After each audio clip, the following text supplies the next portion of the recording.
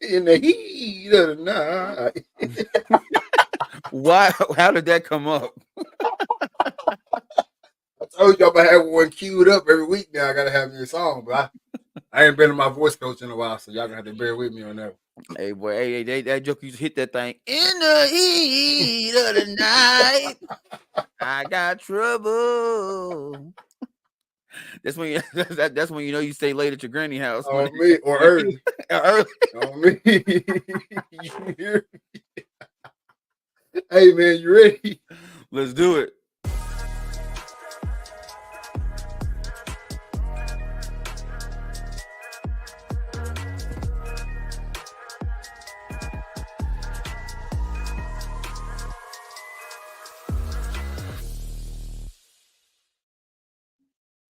Good afternoon, good evening, good night. This is season 6, episode 10 of the Read Talk and Listen podcast. I am your host, Nick Reed, along with my brother and co-host Trey Reed. How you doing today, man? Bro, man, I'm good. Got off work, went out to the archery range, start shooting a couple long distance shots. You know what I'm saying? We've been cooped up in all winter, so been just shooting at 20 yards.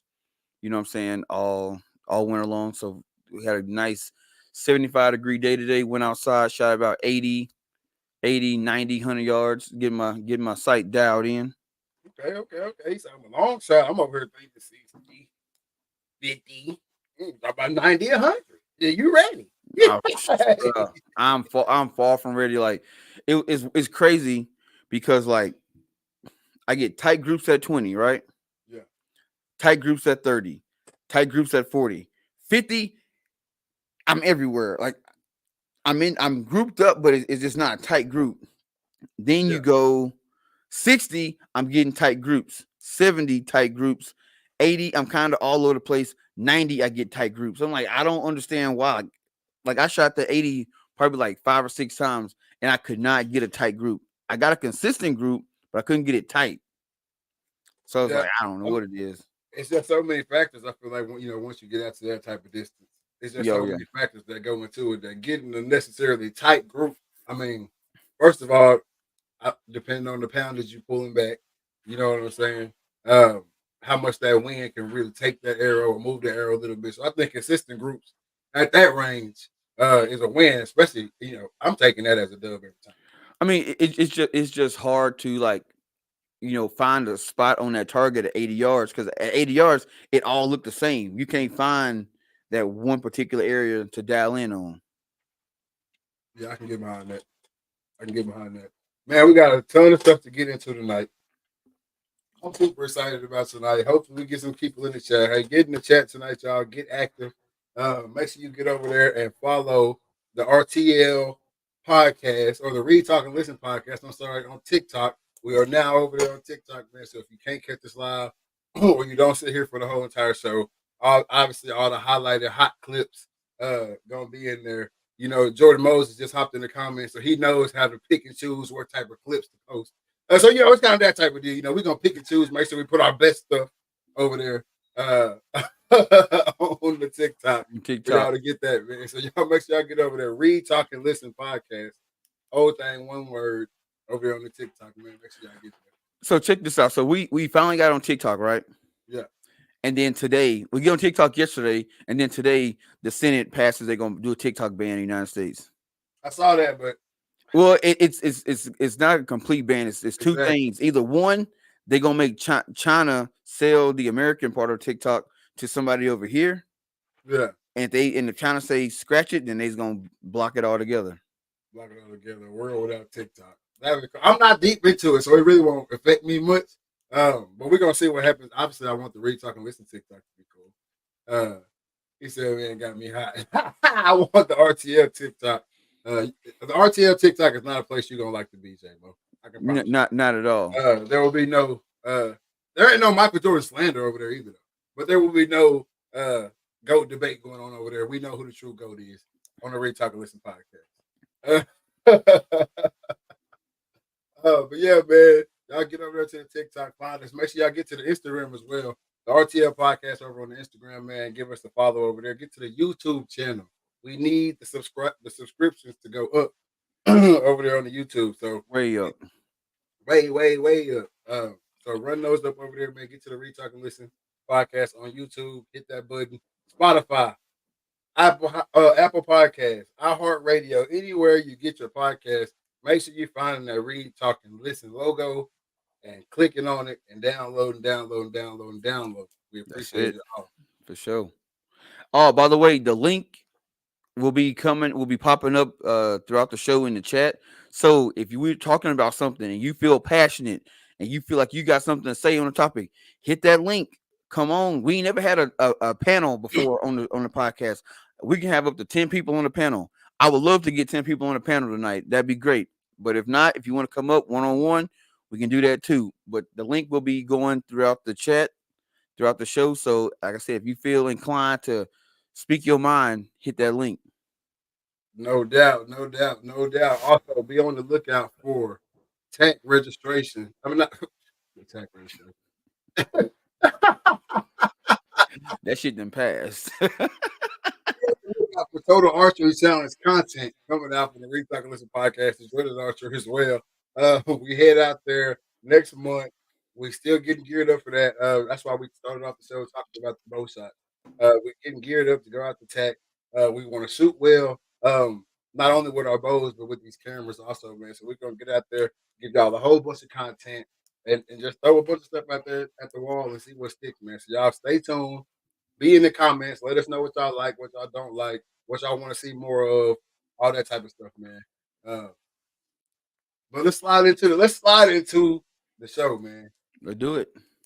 Our favorite sport, football, all over the media right now. A bunch of moves being made, big moves. Especially at the running back position, which if you go back a few episodes to last season, we had a lot of discussion about the running back in the NFL. Man, we had pretty much wrote the running backs off at this point. It was like, hey, if you're a running back, you ain't getting no money. You might as well, whatever you at, go ahead and sit down and set up shop because you ain't gonna be going nowhere looking to get paid. But it seems like maybe the running backs called the NFL's bluff. They said, you know what? We won't take no money this year, but we're gonna show y'all what our worth is, and then y'all gonna have to come back to the table next year. Because last year, not too many running backs, if any, took a deal. It was either a 1 year deal or franchise tag or whatever. And it seemed like this year, this offseason, some of the owners had to open that pocketbook up.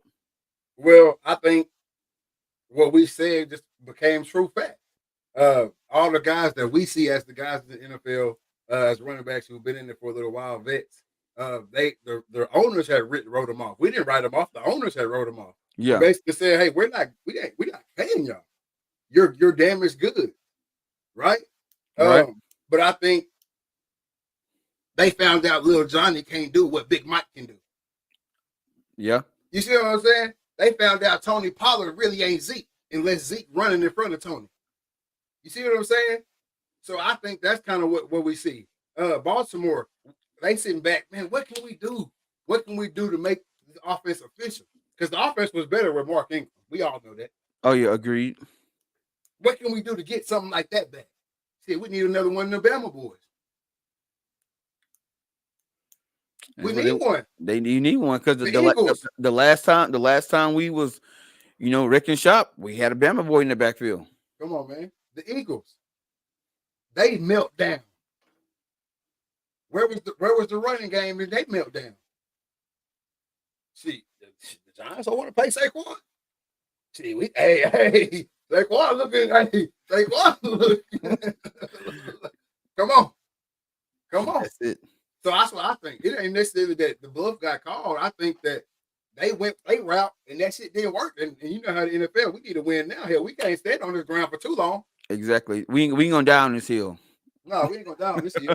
Yeah, give them a little money. Just give them a little money. Give him a little money. But hey, what's crazy is the way Saquon left New York though. I mean, have you seen all the stuff between him and Tiki Barber? Mm-hmm. I didn't know they were close like that. And Tiki was like, "Hey, bro, don't call my phone. When you see me, don't smile at me. Don't even look at me, man. You dead to me." Like it's like that.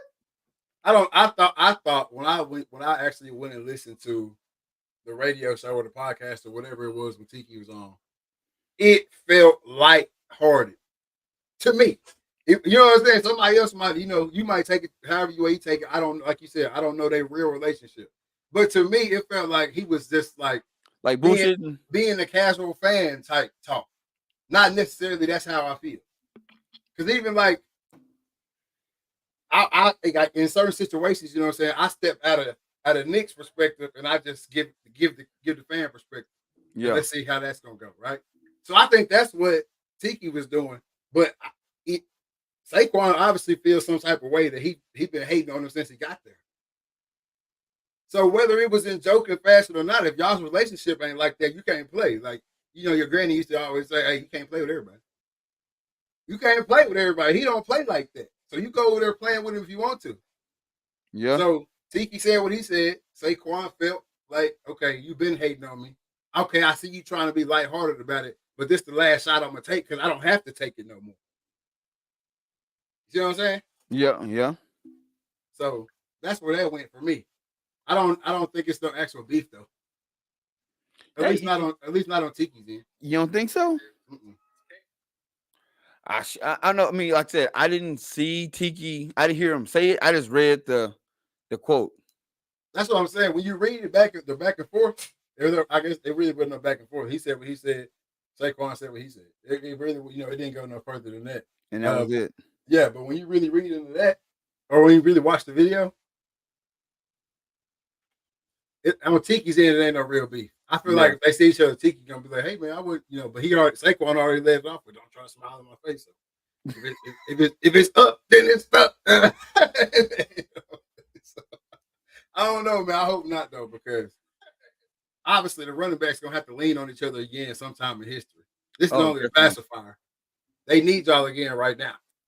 Exactly. You know what I'm saying? So the running backs gonna have to lean on each other again. So they hopefully they can, you know what I'm saying? Fix. They can. Yeah, They can fix it out. yeah. Hopefully they can fix that up, man. I don't know. But we got Saquon Barkley to the Eagles. We got Austin Eckler to the Commanders. Which I don't. I mean, I think the Commanders are a few more pieces than that away. Exactly. And I don't think he was the. He ain't the piece they missing. You know what I'm saying? Like, I mean, he a good addition, but I don't think he's gonna come in and make a huge impact to that offense, like some would say. I mean, I don't even think. I think the NFL got him going over there is like a C grade. Yeah, I'm not looking forward to it. I don't know how you made the notes, honestly.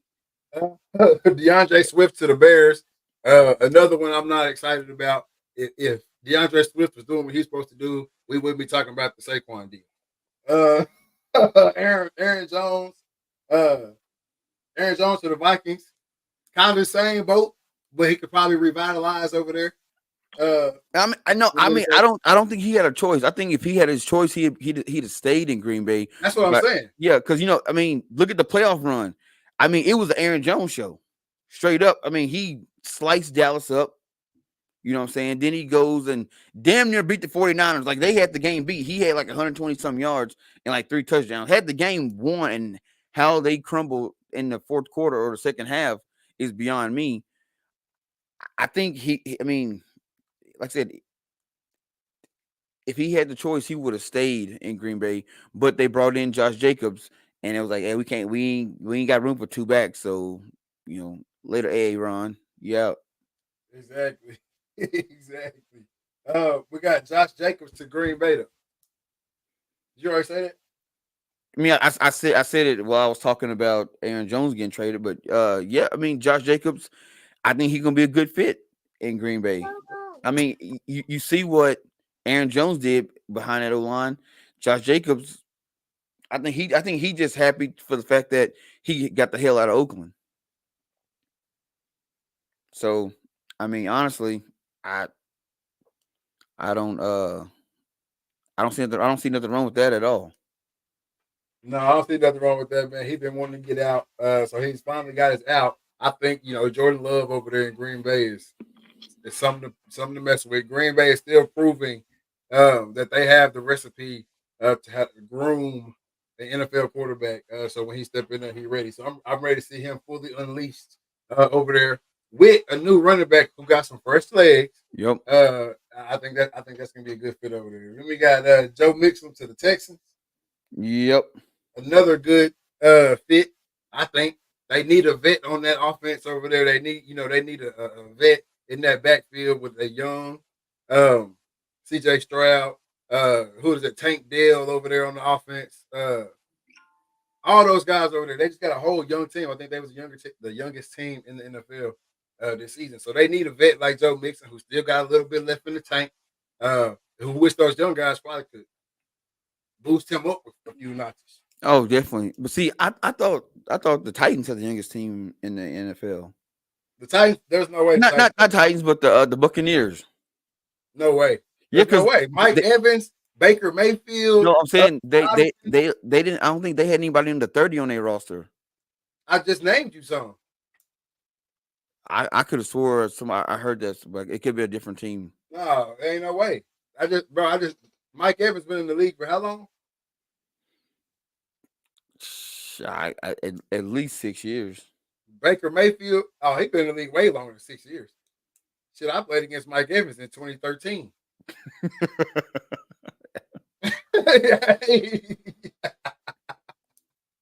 No, I don't even know I don't even know who I was on the Buccaneers this year. I ain't gonna lie, but I I'm couldn't pretty see. sure the Texans was the youngest team in the NFL. We can fact check that later on. We all shout out to my boy Cam, my super producer, killer Cam. He ain't on here tonight, so we not moving as fast on the back end as normal. But hey, we still gonna get it done. For sure. Kirk Cousins to the Falcons. Ding, ding, ding, ding, ding. Man, that's definitely the biggest move.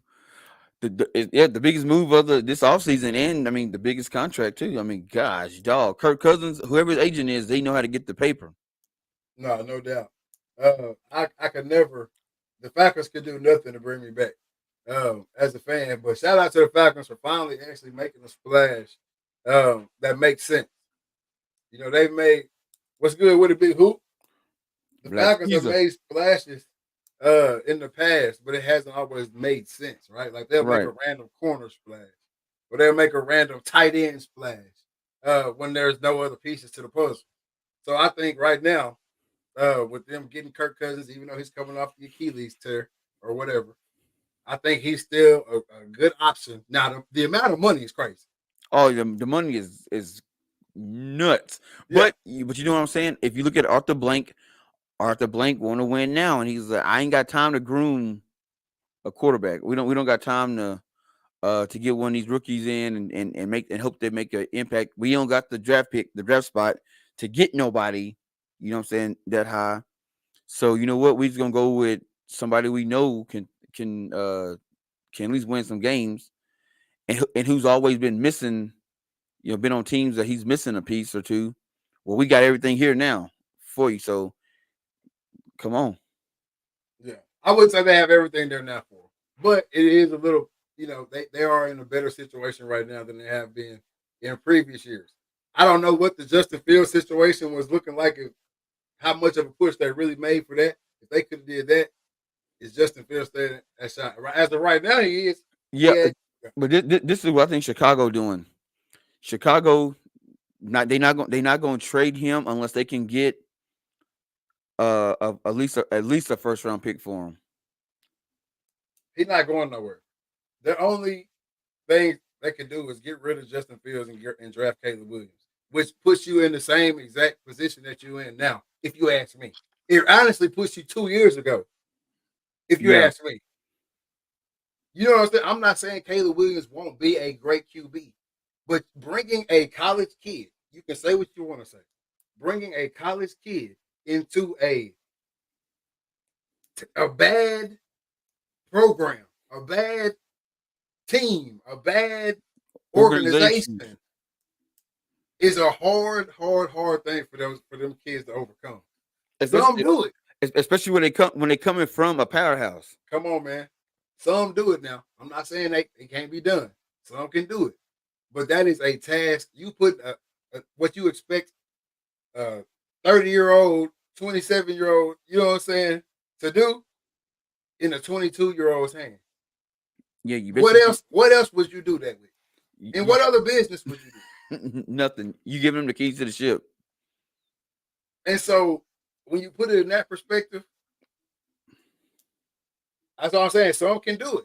But hey, but at the same time, if CJ Stroud comes to Houston 3 years ago as a rookie, what does that look like? Because we've seen that story a few times, have we not? Oh yeah, David Carr.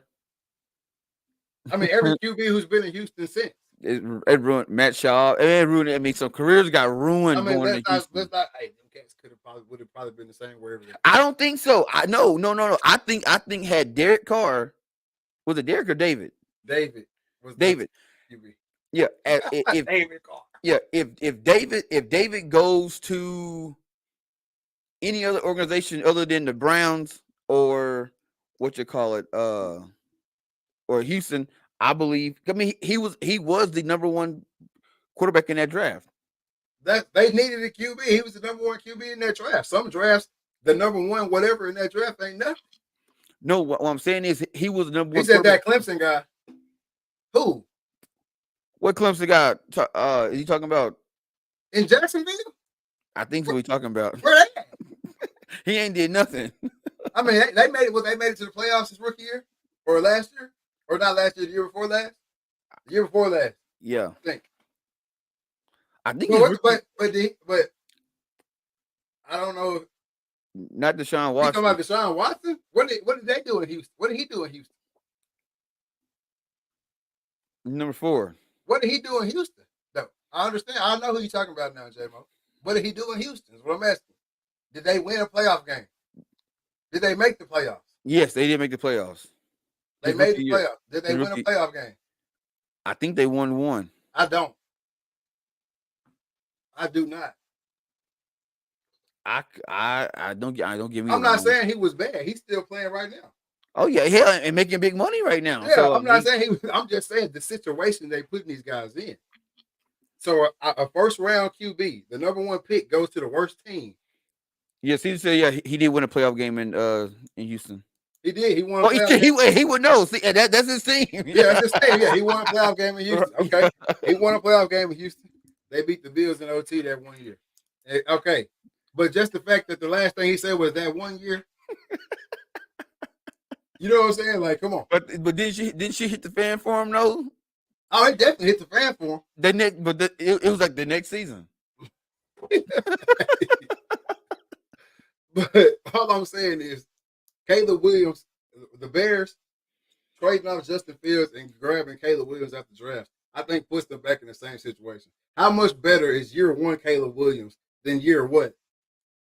Whatever this is for Justin Fields. Year it's gotta be 3 or 4 because he's still in a rookie contract. So how much better is year 3 or 4?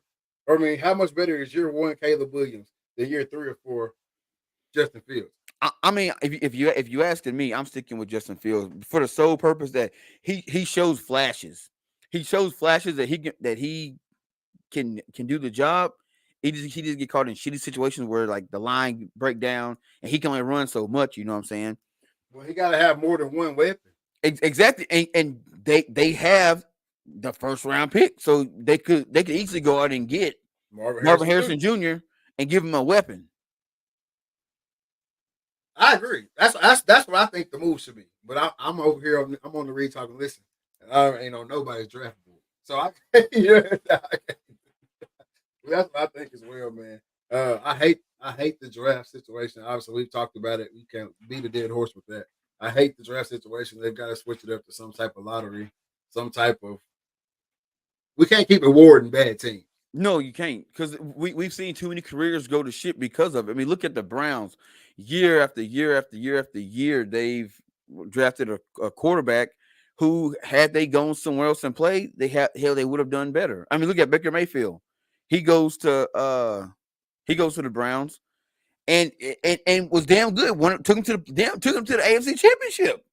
Who Baker Mayfield. took who to the AFC Championship? I mean, no divisionals. He took him to divisionals. What is wrong? Hey, come on, man. Hey, divisionals. He took him to divisionals.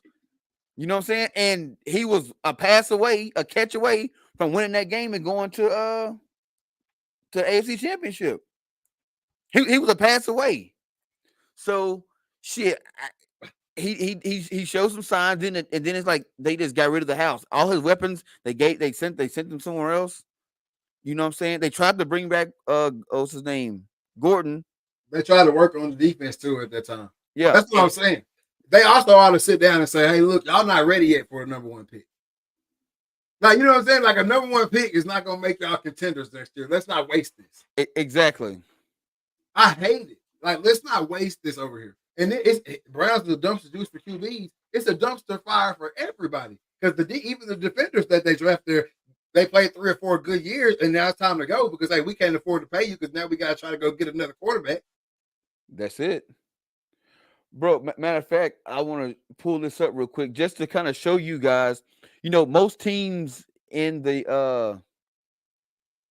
NFL, so since 1999, these are all the starting quarterbacks for the Browns. It stops in 2015 though. No, they don't. Is it? It's not. Is it in chronological order? Yeah. This is an old thing, but and they drafted quarterbacks after that. Yeah. They drafted Josh McCown in 2015. Yep. Oh no, so like no, I don't know if they drafted him. Oh no, these are all starting quarterbacks. All start. Okay, yeah. So I mean, this is a lot. I mean, you got to think about it. Peyton Manning came into the league in what 98.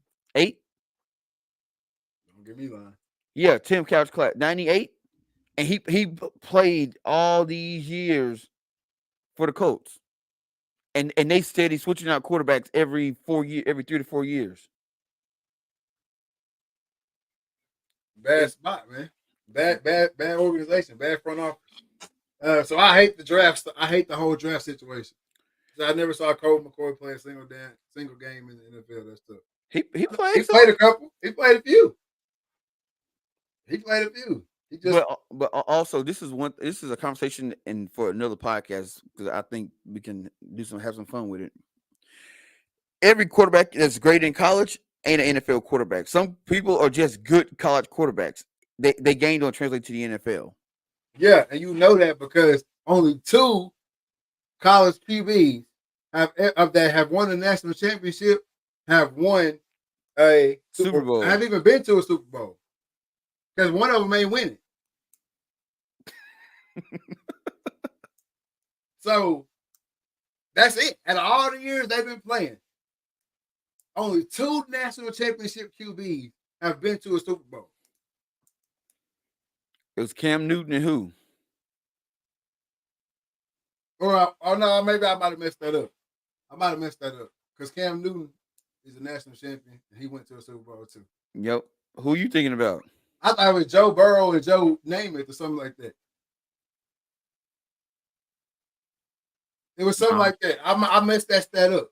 But it's something like that. It's some crazy stat like that right there. I'm going to have to fact check. But it's some crazy stat where it's a select few QBs that have won the national championship and have made it to the Super Bowl. Let me look that up real quick. Yeah, because I know I've heard that stat before, but I don't know. I thought it was more than that because you got Cam Newton for sure. Tim Tebow never went to Super Bowl. Yeah, I can't even think of who would be.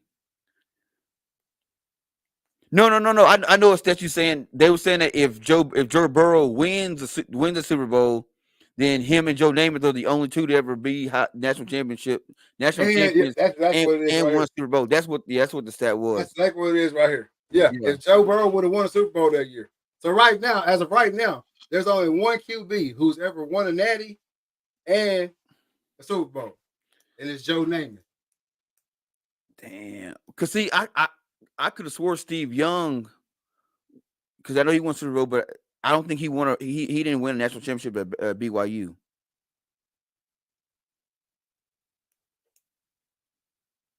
Nick, I hear you. I'm running. Yeah. I don't know.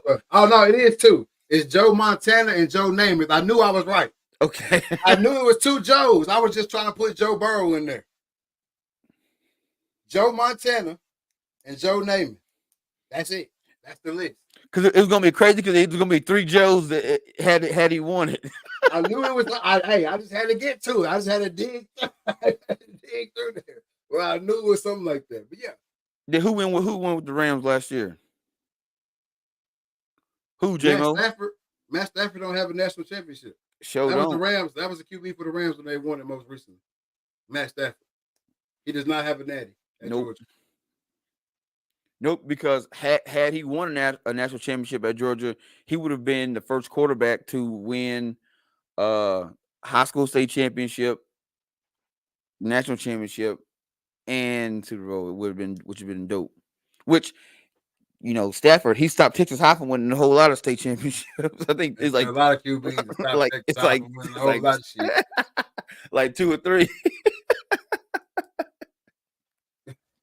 God, dog, he saved a whole lot of quarterbacks. I'm just saying, you just said that like I'm just saying the way you said that. No, I was just Kind talking. of implied that he the only QB No, that was able to no, stop. I was implying that he's one of. I said he didn't stop him from winning the whole lot. I didn't say he the only one. No, you didn't, but I'm saying that's what the implication. I had to clear that up.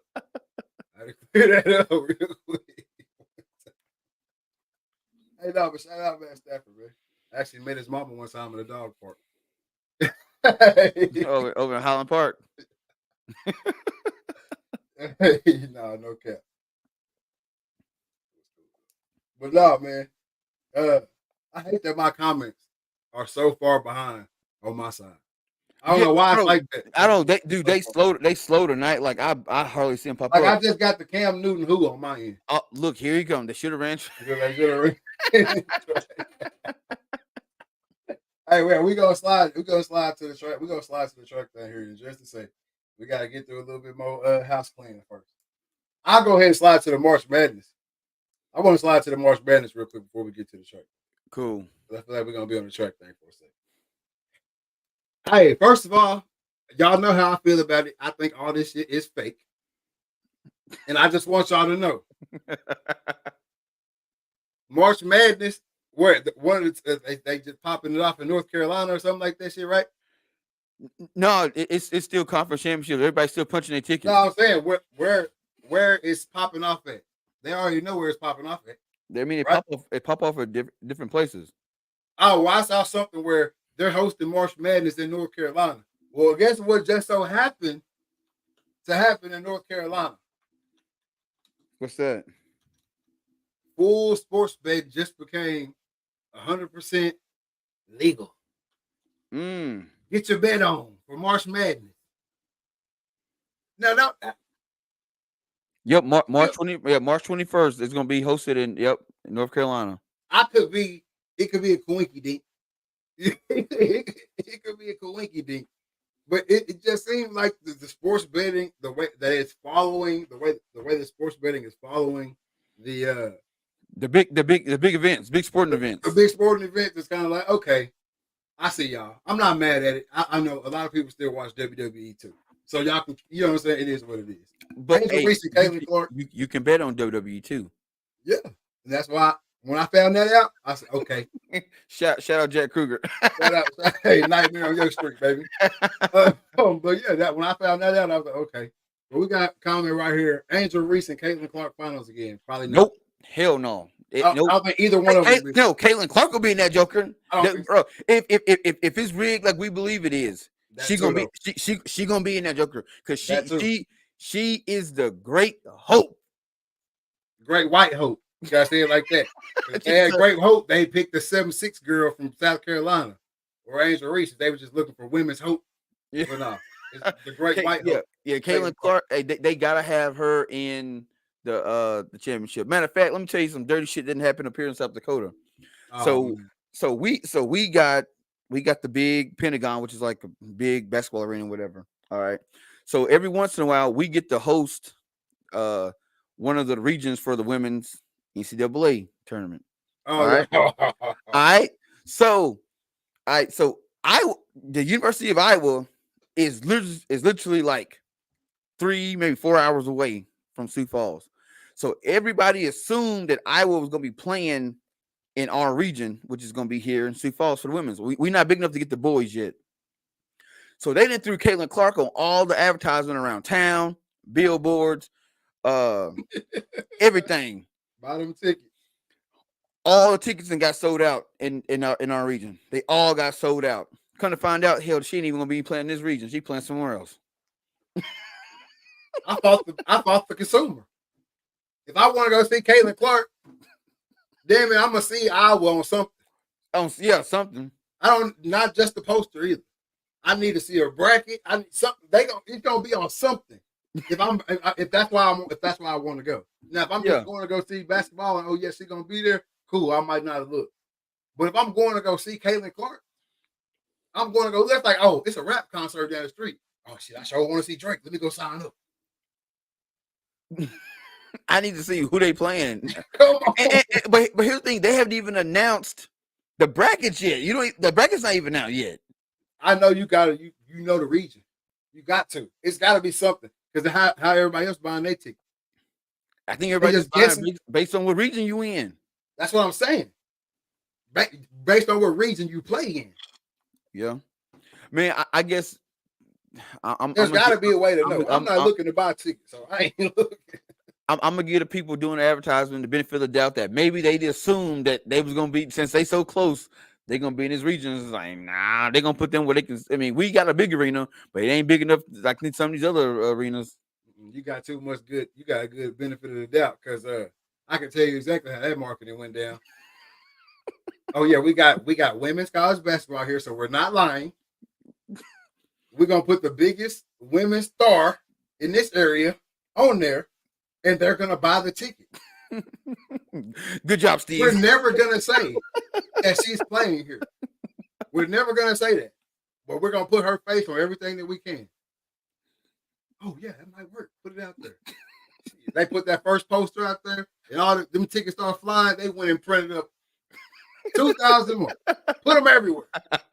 Boost it on social media. So then once they found out she wasn't gonna be there, they took her off the advertising and then put the girl from SDSU on there. Once they found out. Yeah. Well, yeah, but the ticket's sold now. Yeah, once they found out. Oh, my bad. Y'all can still come see. No, J-Mo is legal because they do got the women's tournament here, and she is the biggest star in the game. They just didn't say she was playing. Exactly. She's not playing here. We're just advertising women's basketball. Who else we gonna put on there? That'd be like me hosting a rap concert.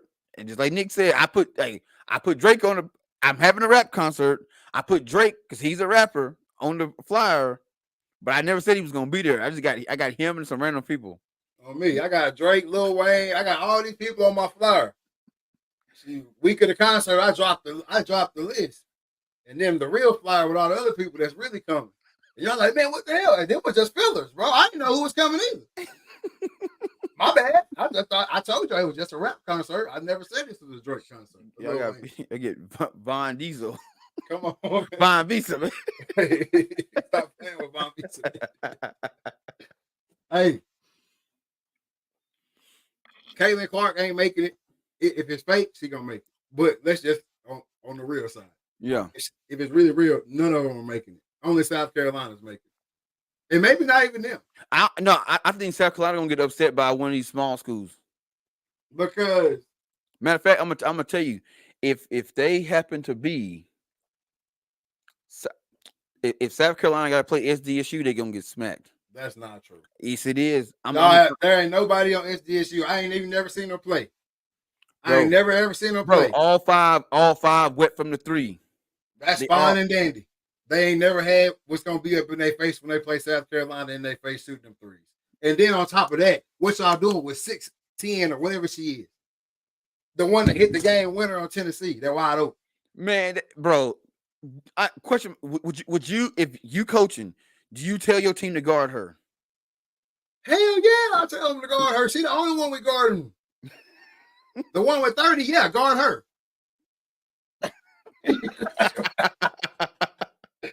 But to Tennessee's defense, she ain't made a 3-pointer her entire career. And also, shout out to women's basketball for making y'all's way back onto the Read, Talk, and Listen podcast. Y'all did it subtly.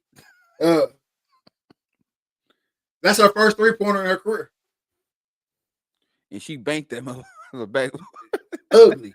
But hey, do what you got to do to get it in. I ain't mad at you. That's it.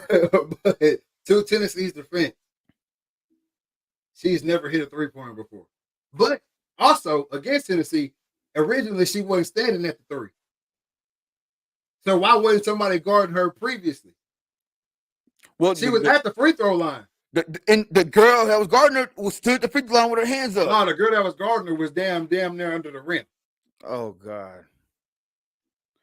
So then, who the hell was the girl at the 3-point line? I mean, at the free throw line with her. There was a girl in between the inboundsman and the tall girl. What is her name? Find her name out for me real quick so I can stop saying the tall girl. But there was a Tennessee player standing in between the inboundsman and the girl that hit the game winner. But nobody was on her. The girl that's supposed to be playing defense on her is literally standing underneath the rim. Carmela Cardoza. So Cardoza is standing at the free throw line. Her woman is 3-4 feet in front of her, like at the circle, right? So she takes one big step, catch the ball, turn and shoot it. It's 1.1 seconds on the clock. So it ain't like she caught it in there, ran away from the, you know what I'm saying, and shot it. She took one step. If you up on her, it's inbound play. I'm trying to steal this ball, first of all. Yeah. If you on her, when they pass it to her and she go to catch the ball, you step with her and that shot never even gets off. Nope. Game over. Cause she caught it, brought it down. She caught it and threw it. I mean, she caught it, brought it down. So she bring it down, but she's 6'7". You just gotta grab that joker. She ain't bringing it down if you're there, but it don't even matter. She can't. If you own her and she catches, she can't turn and shoot. You're there. Yeah. When she try to turn your body, you're in the way. And she gonna have to just throw it up there. And with you in her face, she gonna miss it. She missed most likely. Now most likely bank that joke in. So she is 6'10" or whatever she is. So she, you know what I'm saying. But you could have made it harder for her. Yeah. But so that's tough. But I will say, South, because after I see you, I'm gonna go check on you. I will say they play down to the level of they comp. Oh yeah, but it's DSU. That's disrespect. I'm telling you, bro. No offense to your state. It's the tournament, bro. It's the tournament, bro. No offense to your state, but it's the tournament, man. Bro, hey, they came out and beat UConn that year. They was undefeated. They knocked UConn off. Hey, I need to see UConn's roster and size and athleticism. No, I know. I'm talking about the year that SDSU women made the Final Four 3 years ago. And that's what I'm saying. I got to go back and look and see what they ran up against, because you can beat some good college basketball teams at SDSU. Don't get me wrong. But at the end of the day, which we're going to get to what I'm talking about in a minute, we gotta start looking at these. We gotta start using these right here. I can look at SDSU tape, and I can look at watch South Carolina play and say, oh yeah, they finna eat their lunch. Just like when the SDSU men came down and played Arkansas last year. Bro, I could have told you that. They finna eat your lunch. It's too much speed out here. It's too much athleticism. I ain't mad at your game. But it's too much speed and athleticism out here for you now. No, and then on top of it, they can dump it in the paint at any time. No offense to whoever the big is for SDSU, but they can probably, from what this girl doing this year, they can probably dump it in the paint at any time. I think SDSU got a 6'8". I'm gonna leave that alone. Hey, Cardoza is something different. I didn't watch 3 full South Carolina games now.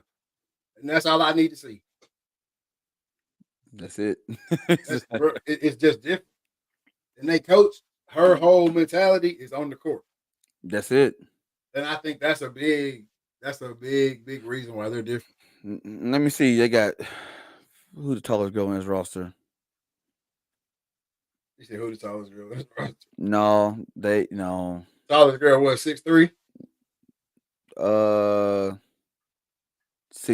6'3", yep. Tallest girl got 6'3". I mean, like I said, no offense to the Lady Jackrabbits, but if I'm South Carolina and y'all coming to town and I'm seeing this right here, I want to play you first. I want to play you first. But get up, right? Take that down, man. Come on, man. Don't do like that. But I can tell you though, they all wet from the 3. Shout out to the Jackrabbits, man. I hope. Hey, that would be a good story. But no, I think if any one of the teams that we're looking for to make it, if it's all real, I know I saw somebody in the comments say they wouldn't rig college sports. I don't know why you think that. I'm sure there's more money in college sports because there's more teams I don't know why you to think bet that. on. But if it's all, you know what I'm saying, I think South Carolina got the best. They got the best. They definitely a favorite, but we've also seen number No, one. they the best. They're not the favorite. Well, they the best. But we've also seen the best get knocked off. I think it's the difference between the favorite and the best. The best normally win it. In women's. In men's too. Hell no. The best normally wins it. Some of the good ones get knocked off by the Cinderella. But when the Cinderella and the men's run up against the best, 30. 30. 30. Bro, hey, speaking of Cinderella teams, bro, I be feeling so bad for them because, bro, it's like the Cinderella teams, they always win in like classic fashion. It's always some shit. It's always, and then when they get beat, they get beat. It's like, nope. Buck stops here. I knew y'all were sports. You know, I hate that narrative. Like when they get toe Loyola. up. When they get toe up, I hate the narrative. Like, oh yeah, I probably really shouldn't have been here anyway, because they did win the games that they won. Yeah, you know what I'm saying. But that's the first thing everybody say as soon as they get beat. Man, shit, they wouldn't. You know what I'm saying? They look at Veer no ways. Hey, that's why I say that. They always say, man, them boys ought to be happy, but they was, man, them grown men. they want to win just like everybody else. Bro, hey, bro, I never not happy to just be in the tournament. Hey, what's that school from Chicago or Illinois? Loyola. They got the old lady be on the sideline with them. Who I think she's still around, bro. Them cats was knocking. They knocked off the number 1 seed. They knocked off number 2. They knocked off 5. They were just growing, and then they got to the Elite 8 and got that ass smacked. I'm talking about it was like 78-30. Like, hey, what I tell you last year, I can't remember the team because I really don't follow college basketball at all. But I don't remember the team last year. But I remember I told you, boy, when they come up against somebody for real. Oh, it was that team that knocked off Syracuse, wasn't it? I don't remember, bro.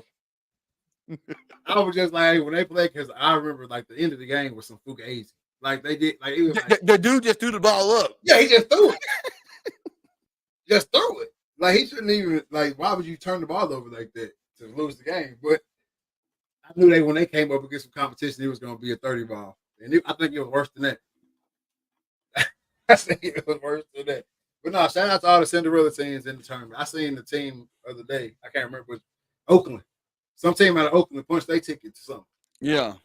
So, hey, shout out to all the Cinderella stories, man. It was FAU. Nah, FAU went deep. Or was it Charleston?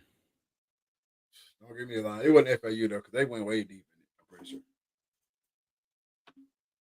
Yeah, I can't remember. I'm pretty sure they went way deep in it, man. But now let's get to the nitty gritty. All right, if you still tuned into the podcast right now, make sure you hit that like button, that share button, that subscribe button. If you're over on the YouTube, man, hit that notification bell. Make sure you know anytime we go live. Same thing goes for the Spotify, man. Make sure you hit that notification bell over there. So anytime a show is posted, if you can't get to the whole show right here, man, you can get it anywhere on the go. Spotify, Apple Podcasts, iHeartRadio, anywhere you get your podcast, you can get the Read Talk and Listen podcast. Also, get over to the Instagram at the RTL Podcast. Don't forget to follow my guy right here, DA_Jordan Archer 17. Myself, Big Poppy _ONE9. My super producer, Cam Sullivan. Spell his name right, please. And then get over to the TikTok, man, at the Read Talk and Listen podcast over on TikTok as well. Brand new page over there, man. Get there, run the follows up. We're gonna get more content over there soon. Hey, be ready. Also, be ready for the lives on TikTok too. We're gonna be going live on TikTok. That game was Falon Dickerson knocked off number 16, knocked off Purdue number 1. Falon Dickerson. That was the Cinderella last year. And Princeton knocked off Arizona. Princeton went all the way to the Elite 8. Yeah. It be some Cinderellas, man. It be some Cinderellas. I'm not a Cinderella fan. You know what I'm saying? Because I always know ultimately y'all gonna meet your demise. It's a reason why we calling y'all Cinderella. You know what I'm saying? In high school, the Cinderella team normally make it, can normally win. You know what I'm saying? Can get there and win it. Most of the time in at the college level in the pro, where ain't no Cinderellas in the pro hill. Y'all all getting paid. Y'all all making y'all. You know what I'm saying? Y'all get it. But sometimes in college basketball, it's the Cinderella. There really ain't no Cinderella in football either, because that O line, D line gonna tear your ass up Exactly. every time. Every time. But let's get to the meat and potatoes of the podcast, man. We put out a funny meme. Our first RTL original meme too. That was lit. So we put out a funny meme, man, based on some conversations and comments we had last episode, talking about the narrative um, that high school football players specifically, but I think others, it don't matter what sports you're playing, it ain't this, will benefit more or benefit and get faster. That is the way to get better at their whatever their prospective sport is. The way to get better and faster is to run track. You have to run track and field in order to get faster for your prospective sport. That's the narrative that's being painted. If you go look on YouTube, go look through Facebook, go look through X, go look through all that, you see it, the post and the memes daily about high school athletes running track. They'll go grab a guy, from back in the day who was successful in the NFL and be like, oh, look, he did all this in high school. That's what you should do too. Yeah. Trying to push these narratives, right? So we put the meme out and it says, you don't have to run track to get faster. Prove us wrong. Right. And so the comments went, back and forth, back and forth, back and forth. We tried to reply to everybody. We didn't get to your comment, our bad. I ain't gonna lie. Hey, I think I got to 95% of everybody. And hell, and some folks I had full blown conversations with. So. No doubt. DMs and all. But it's a crazy narrative, right? Yeah. And the most thing you get where people are saying is, oh yeah, you'll get good form. They'll get something out of it. They're searching for something they can find out of the track. That's why you have to do it, right? Whether it be form or whether it be get offs and conditioning, and I'm like, exactly. You're not getting it. You're not hitting the nail on the head. And it's as simple as this, guys. It's as simple as this, right? Y'all talking like our parents. They parents. That's where that narrative comes from. All right, and we're gonna get to why it's still going on today, 2024 here in just a second. But where the narrative comes from is our parents saying, "Hey, you need to run track because that's what we did." Well, why did y'all do that? When our parents were telling us back in high school and everything that we need to run track, aunties and uncles telling us we need to run track, did anybody stop and say, "Wow"? No, you just say, "Okay, cool, yeah, that sounds right." And you got your ass out there, you ran. Yep. Well, today, the kid's saying, "Why?"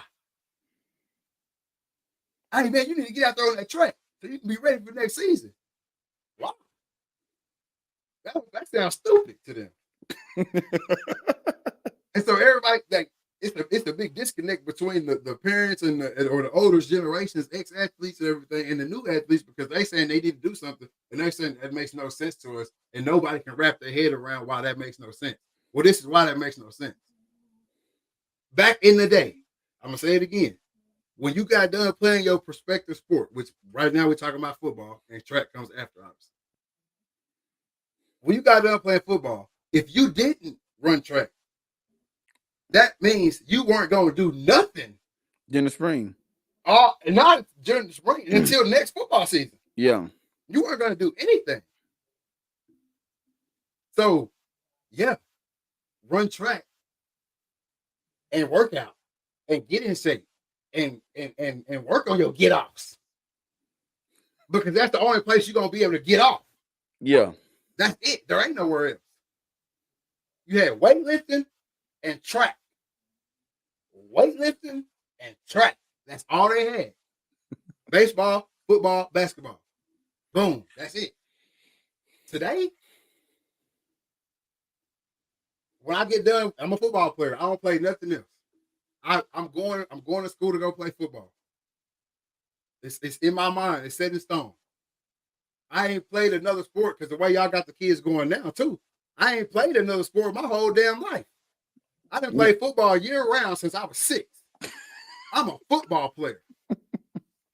When football's over, I got one goal in mind is getting to the next level. I'm working on football until next season. I'm calling my trainer. I'm going to the nearest gym. I'm getting on YouTube, and I'm working on football to get there. Oh, I'm a running back, and I want to get faster. Well, let me get on YouTube and type in running back drills to make me faster. And you can get a whole ton of videos. What do I need to go to track practice for? You know, I even saw because I know you mentioned that in the comment section, and somebody goes, "Oh, these kids is lazy. They won't get on YouTube and they won't do none of that stuff." It's like, no, you got to understand this new generation coming up. They learn everything on YouTube. There's a whole it's a whole category called YouTube University where everybody is learning everything on YouTube. Bro, on top of that, we're not worried about them. Is that them the kids you talking about? The kids you talking about?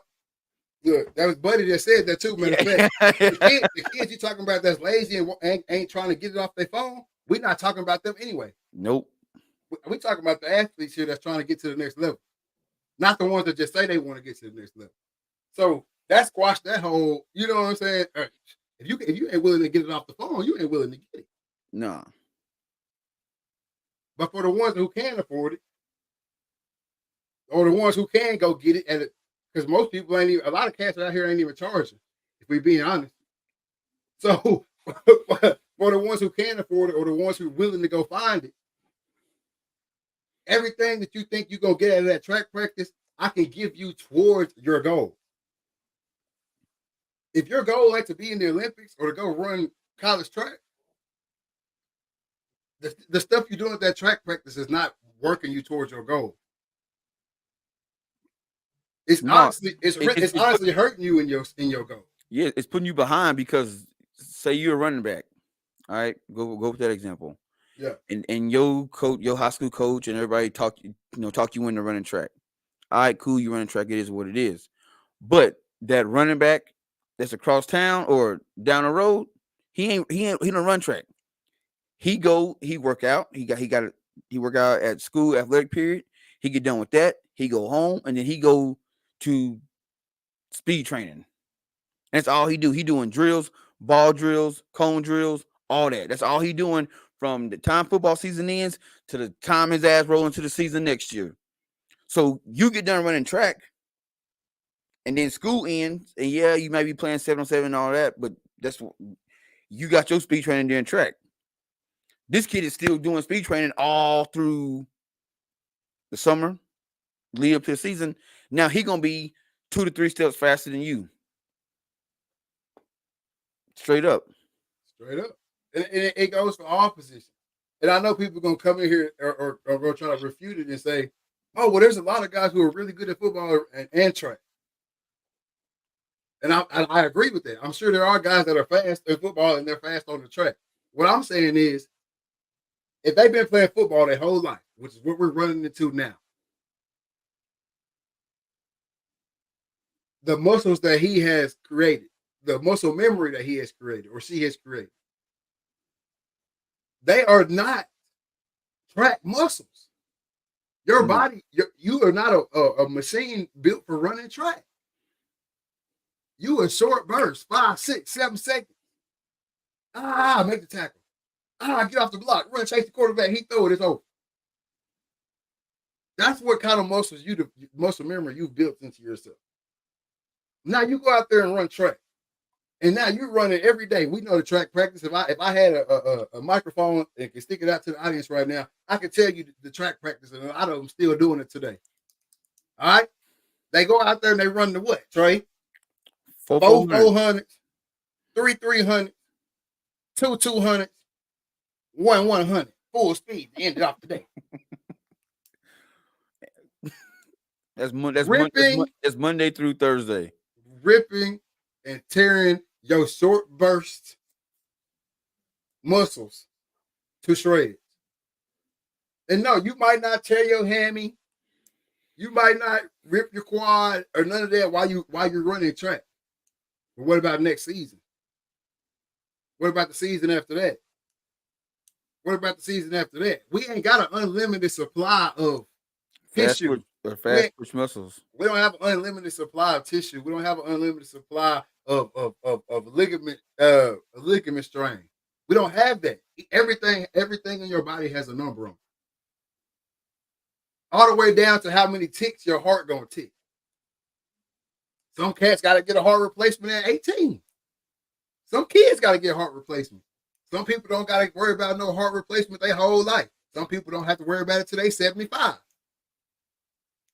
Everybody got a different number on it. Are you willing to waste your number on some shit that ain't even gonna help you in the long run? Gonna benefit you? And so that's all I'm trying to get everybody to realize. Brett McPherson, runners are built different than football players. Long and lean versus thick muscle built guy. Exactly. They got a little policy there, Brett. But hey, I feel what you're saying. So I don't understand. I just don't understand why it was such a hard concept to grasp. You know what I'm saying? When we posted that meme, bro, because in reality, people in their feelings about it. Like a few shows last season, we talked about it. We said we did a whole show about the track being down. Matter of fact, we had Coach Smith on to come talk about it, and then we had some technical difficulties. But track numbers were down literally a year ago. Yeah. A year ago. A year ago to this day, there was no one saying shit about kids running track. They was complaining. They ain't running enough. Kids ain't running. Kids ain't running. Kids ain't running. It wasn't no, oh yeah, see you run track, you get scholarship. That shit wasn't being talked about. This year roll around, also it's a whole new narrative. Now, hey, you want to run? If you want to get these schools to come talk to you, you better be running track. You better be running track. Now, track teams is big. You got schools who, man, ain't nobody ever promoted no track meet. You just knew about them. Now I look on social media. Oh, hey, we got this track meet coming up. I got this track meet. We got this coming. Luke gonna be at this meet. He's gonna be at this meet. Now everybody is now revolving around track. You know what I'm saying? Yeah. And it all boils down to is people want something to watch because when they grew up during the spring, you went to track meets. Yeah. Now they an adult, they go to track meets and they look, man, ain't no kids running, man. Ain't nobody at the track meets. Track meets ain't no car show no more. What's going on? We got to get these kids out back running track again. So this narrative starts getting pushed. Oh, it helps with your speed. It helps with the football. Run the oval in the spring, moves the ball in the fall. I went back and found out what that shit was. Yeah. That's old shit. It's old ways of thinking. Shout out to Reese Dunlap. He came out and said, yeah, it is a tired way of thinking. We got to start thinking like the newer athletes. You know what I'm saying? Kids ain't playing 4 and 5 sports no more. You got some that's doing it, but the majority aren't. I'm a single sport athlete. I play quarterback. All I'm doing is quarterback shit. I play receiver. That's all I'm doing. I'm not going out to play another sport to get better in the sport that I'm actually good at. Exactly. And if you really look at it too, the cast that's playing, Buddy Jonas says, I do agree with y'all for real. For sure. Hey, the cats that's really playing multiple sports is the cats who already got it made in one of the sports. That's it. If you ain't got it made, if you ain't got it made in your prospective sport, the one you want to go to, like you locked in. Like not they looking at you in that sport. No, you locked in that sport. Yeah. Okay, yeah, go. You know what I'm saying? Because you already ahead of the game. You can be ahead of the game, be a football player, know you're going to go play football and play baseball in the spring.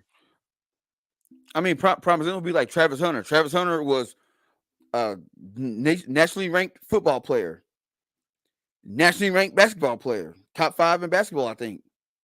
And he was good in track. But he knew that his bread and butter is where? Football. On that football field.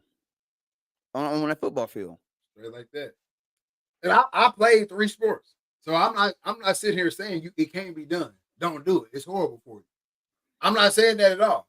But also, I'm sitting there, I can sit here and pull out a long list of injuries and x-rays to tell you that shit wasn't worth it. I can attest to that as well.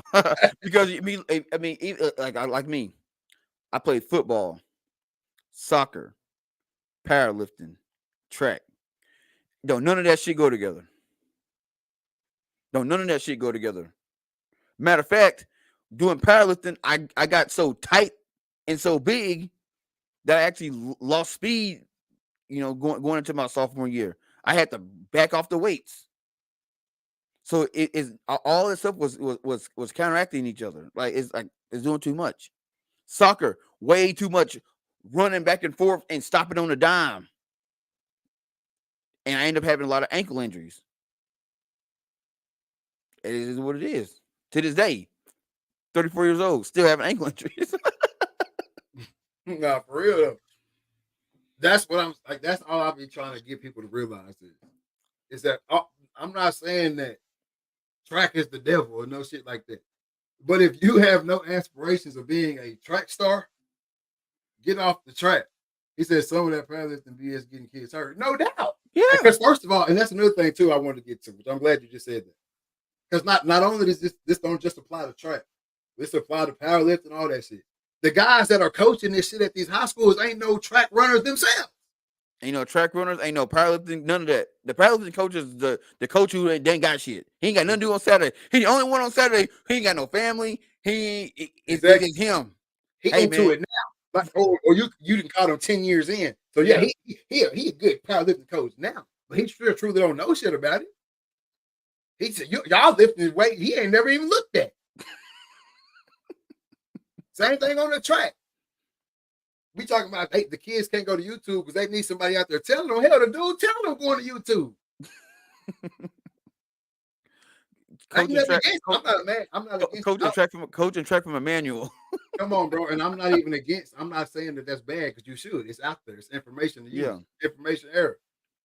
But we said, if they can't go get it, they need to just go to their local or their high school track program and get the train. That ain't no good training. No, bro. That'd be like me if a school hired me to coach basketball, and I know I don't know nothing about basketball. What am I gonna do? I'm gonna go get the Don Eddie. Ain't that who's them camps? I'm gonna go get that Don Eddie. Go get that Don Eddie manual, and I'm on the sideline. All right, we're gonna run this diamond. Boxing five. Hands up, show up your feet. But then you got these parents and coaches. Hey, you can go to your high school basketball coach. He gonna get you right. That's something you don't know how to play basketball. He ain't never played no basketball in his life. Man, and that's all I'm saying is like, not all, because it's some schools that got good track programs. So let me preface that. There's some schools that got damn good track programs. All right, if you're at one of those schools and you can't go get it nowhere else, and you know your track program is, you know what I'm saying? You know that not even your track program, because y'all might just have fast kids coming. I was just gonna get at that. Y'all just might have a coach who just has some shit fall in his lap. Yeah, and you at a school and you know your track coach is that guy. He ran track in college or for the Olympics or pro or whatever. We had Coach Smith, Olympic triple jumper. Come on now. Somebody who's been around that track a few times. All right. And you know he out there, you go to him and you say, hey, I want to get faster. And he gonna get you there. Somebody a real track star not gonna even put your football playing ass on that track. Go ahead. What you got? I was just gonna say this right here. I love him to death. I swear if you listen to his podcast, I'm not talking shit about you. This is just a good example. And if he listening, he gonna know exactly when I say what I'm saying. He gonna know I'm talking about him. Me and Kennard want to get faster in track. Not track, but faster in football. You know what I'm saying? So we go to our resident track coach, not Coach Smith. Yeah, I was gonna put that up, not Coach Smith. And we said, hey, we want to work on our speed. Yeah. Can you guess what he went out and got to help us? Well, we were out there on the track and in the grass. Yeah, what were we using to get faster in football? Jump soles. I remember. We were in jump soles out there on a football field, a grass football field, and jump soles. Why were we in jump soles on a grass football field? Because the guy that we had for track was not a track coach. He was a basketball coach. So he goes with what he knew. Next season, I broke my ankle. First game, first play.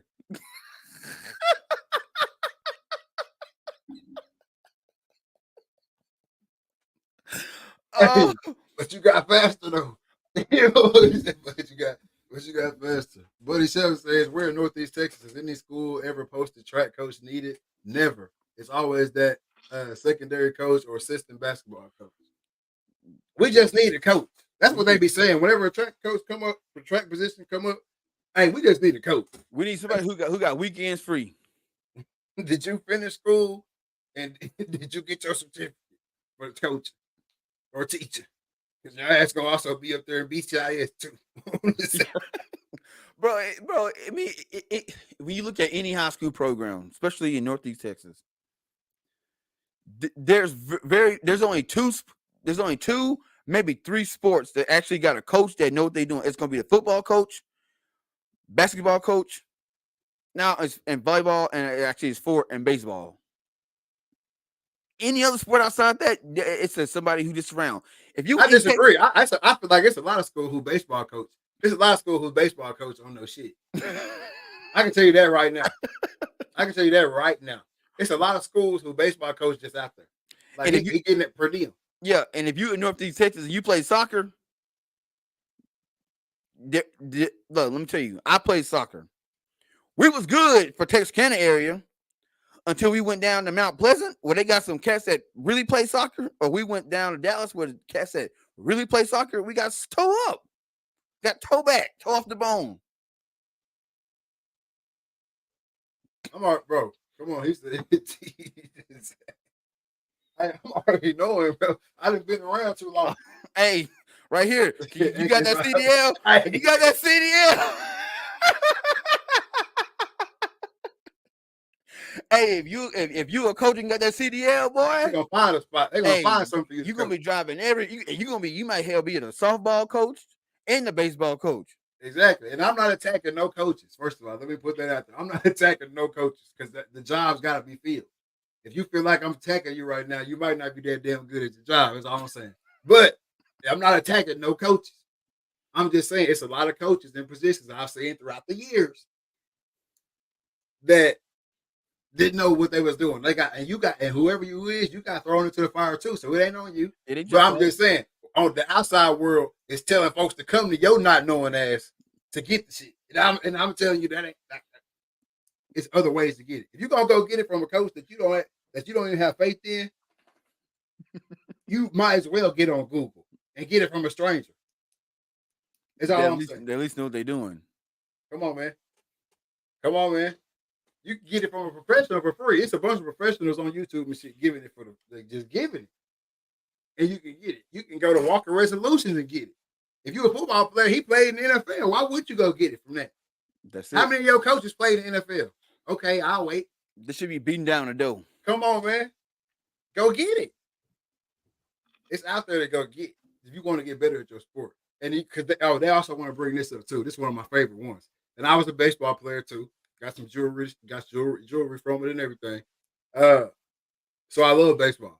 But they used to say back in the day, hey, if you want to get you're a receiver or something like that, you want to get your hand-eye coordination better.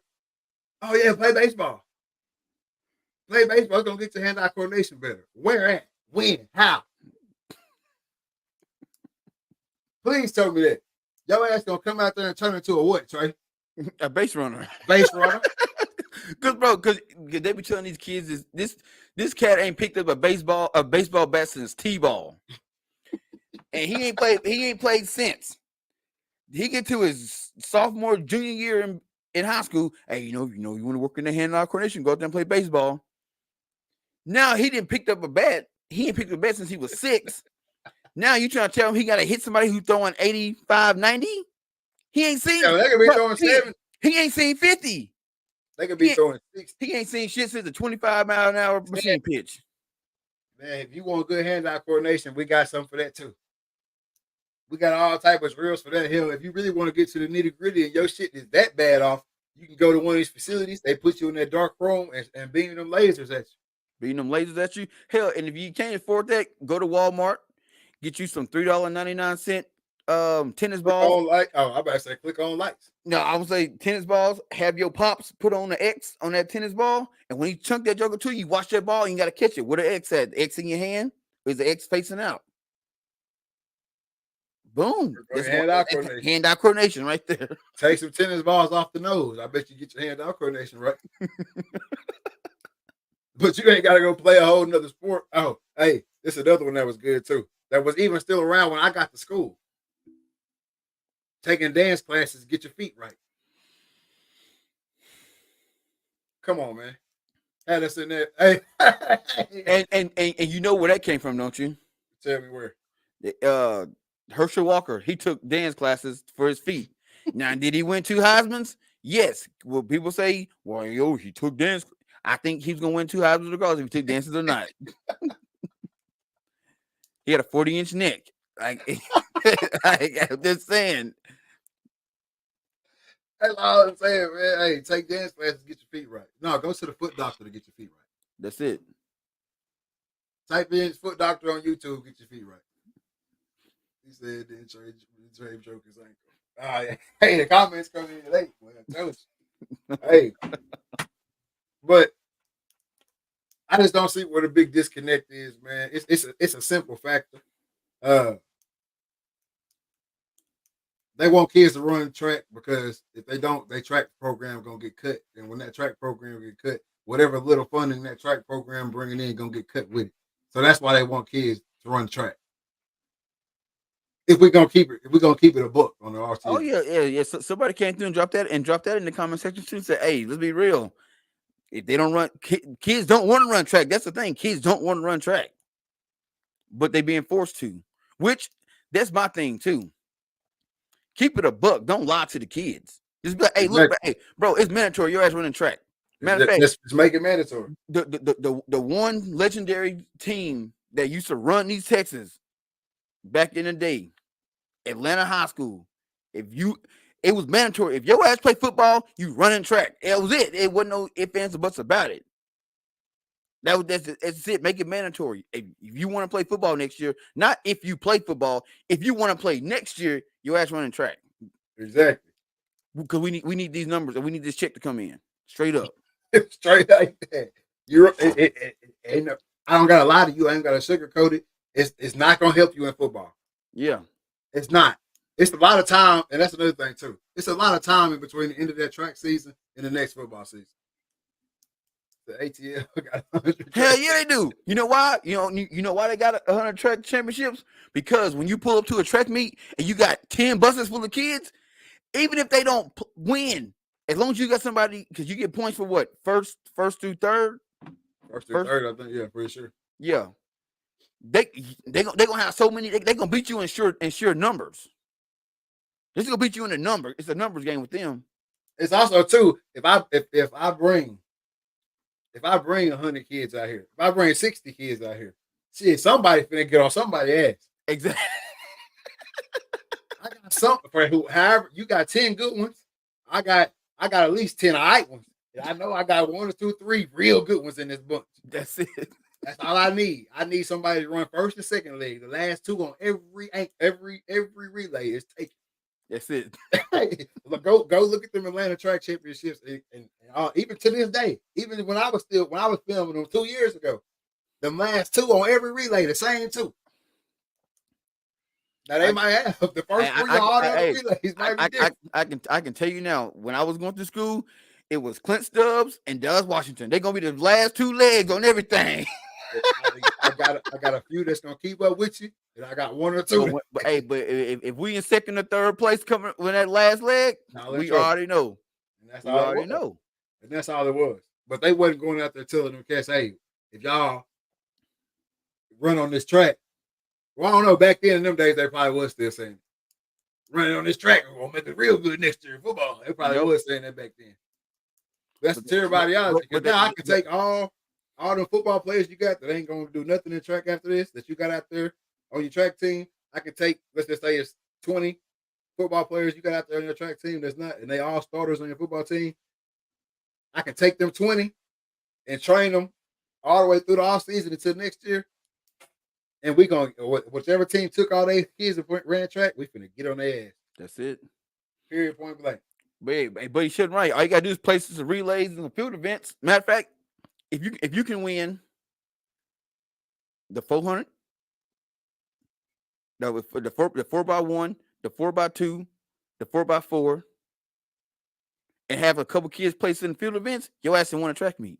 You didn't won. I didn't see teams go to state with 10 people and win the entire track meet because they just won in pure numbers. Pure numbers. Hey, Arkansas High. I know Arkansas High took about 60 kids down there to that last one. And Fid, even Big Fid was out there. Big Fid got him in the ring. That's what I'm saying. But just call a spade though. That's the only thing that be killing me. Just let it be known, bro. We're not trying to get this track program cut, bro. Y'all running track. That's it. Just cool. Be on. Boom. But that's another thing. Coaches asking kids back in the day. Wasn't no asking. Nah, it wasn't no asking. It wasn't no asking. You just gonna do it. But that was also a bad ideology. It was a lot more injuries. But you can even look now. I even know now on local track teams, it's 4 or 5 football players hurt, injured, pulled hammy, messed up quad, hip flexor, calf, shin splint. Shin splints, God, dog, boy, that hold you back. All because you have no business out there. You have no business doing that. And everybody, and then back to the recruiting thing. I almost missed this point. Back to the recruiting thing. Stop telling these kids too, oh yeah, the college is gonna come watch you run that track. Yeah, if you just put on in the fall. Yeah. They coming to the track meet to see somebody. They not coming to the track meet to find somebody. That's what y'all trying to make it seem like. Y'all trying to make it seem like they coming to the track meet to find the next guy. No, they're coming to the track meet to see a guy they've already found. That's it. I just want to see you. And it's just so happens to be the only time I can get out to see you is when you run a track meet. That's what I'm saying. Had you not been running track, I had your ass at Starbucks. We'd be sitting down talking, having a coffee, straight up. But since your ass running track, I guess I gotta take my ass to the track meet. Exactly. And take off all my shit so nobody know who I am. Bro, come on. I was going to play football through and through. By the time I made my decision to go play football, that was it. It wasn't no other nothing. Hell, I didn't even play basketball the previous 2 years. Just my senior year, I decided to play. SMU came and watched me play basketball. Well, I can turn around and turn that narrative. See, you better get on that court. You know, you're gonna watch Nick play. Nick didn't want to drop 10 on him. They offered him. They signed it, cast off that court. Bro, I'm coming off the bench, bro. Y'all think so they come into a basketball game to see somebody they've already found. Baseball too. They came watch play baseball. Yeah, I think one game, the defensive coordinator was there. I was like 0 for 3. Bro, I mean, if we just make it up narratives, hell, Army came to one of my theater shows. What he was like, hey, boy, you get on that stage, but they offering cash. They looking everywhere. They everywhere. They gonna find you. They gonna find you. Even on that stage. They gonna come find you. Bro, like I'm not saying we're not saying that football coaches don't go to track meets and like see kids. They do, but I'm not going. If I'm a football coach, I'm not going to a track meet to look for a kid because that sport does not it might not translate to what my needs is. Exactly. The only thing, which y'all have said it for years, because I have never been in this. I've never been in this way of thinking. Y'all have said for years, the guys that are good at track, you get them and you put them on special teams, right? Right. That's the whole thing. That shit don't even work. Because if we look through the history of the NFL, the man who is on top of special teams history and now the way the game is now will forever be up there. because the special teams is pretty much obsolete. Wasn't never fast like that. No, he wasn't. He would. So I don't need to go to track to find my special teams guy, especially in today's game. So I just the correlation has never been there for me. We see track guys all the time. Everybody had a guy on their team that was fast as hell that couldn't play football worth a damn. Mm-hmm. I mean, everybody didn't have him. Hey, and what y'all tell him, man? You need to run track, bro. And then come up there, ain't got no hands. You need to go run track, bro. He run fast. He run fast straight. That's it. And I think Nerante, one of the best running backs I've ever seen in real life, was in the comments. And he said that, hey, in football, you barely ever running straight. Just straight. That's it. Ever. And that's what I'm trying to tell people. Y'all, football players' muscles ain't built for that. You're not built for that, stretching them legs out, running straight for that long. What's if you're running a 200, you a running back and they got you running a 200, or you a receiver and they got you running a 200. Tell me when you ever ran for 19 seconds. That's if you're real fast. Tell me when you ever gonna run for 19 seconds straight in a football game. You never. I'll bust it down. Even if you ran from goal line to goal line, that's tops 10 seconds. I'll bust it down to you even in that. Because how many times you doing that? Goal line to goal line. I did it once in my career. Goal line to goal line. And you beat most. So and you beat most. And some people play position that you don't even get a chance to do that. So you beat most. But I'm gonna say I'll break it down. I'll come even closer in for than the 200. We can go to the 100, especially at the high school level. Most cats running 10.5. That's good, real good. Anything under a 10.5 is super good for high school. Name me a time when you're running for 10 seconds in a football game. You're not. You would have to. Not clear. The only time you're gonna run for 10 seconds in a football game is like worst case scenario. You on a go route, quarterback throw it to you, dude intercept it, you chase him down and tackle him on the other goal line. And normally when people do that, they probably pull their hamstring. I didn't even get to that part yet. How many cats that pull that when a football player break away? They talk about that breakaway speed. How many times y'all seen a football player break away and get hitting that? Yeah. Try to make it to the end zone. Back in the day when they made them run track, it happened a bunch of times. So I can go all day on the track shit. I can look at schools' histories. I won't say no names since they didn't make it tonight. I won't say no names, but I can look at schools' histories that make their players run track, and then look at their post high school careers and see why they ended, and I can say, okay, yeah, that school made them run track. It makes sense.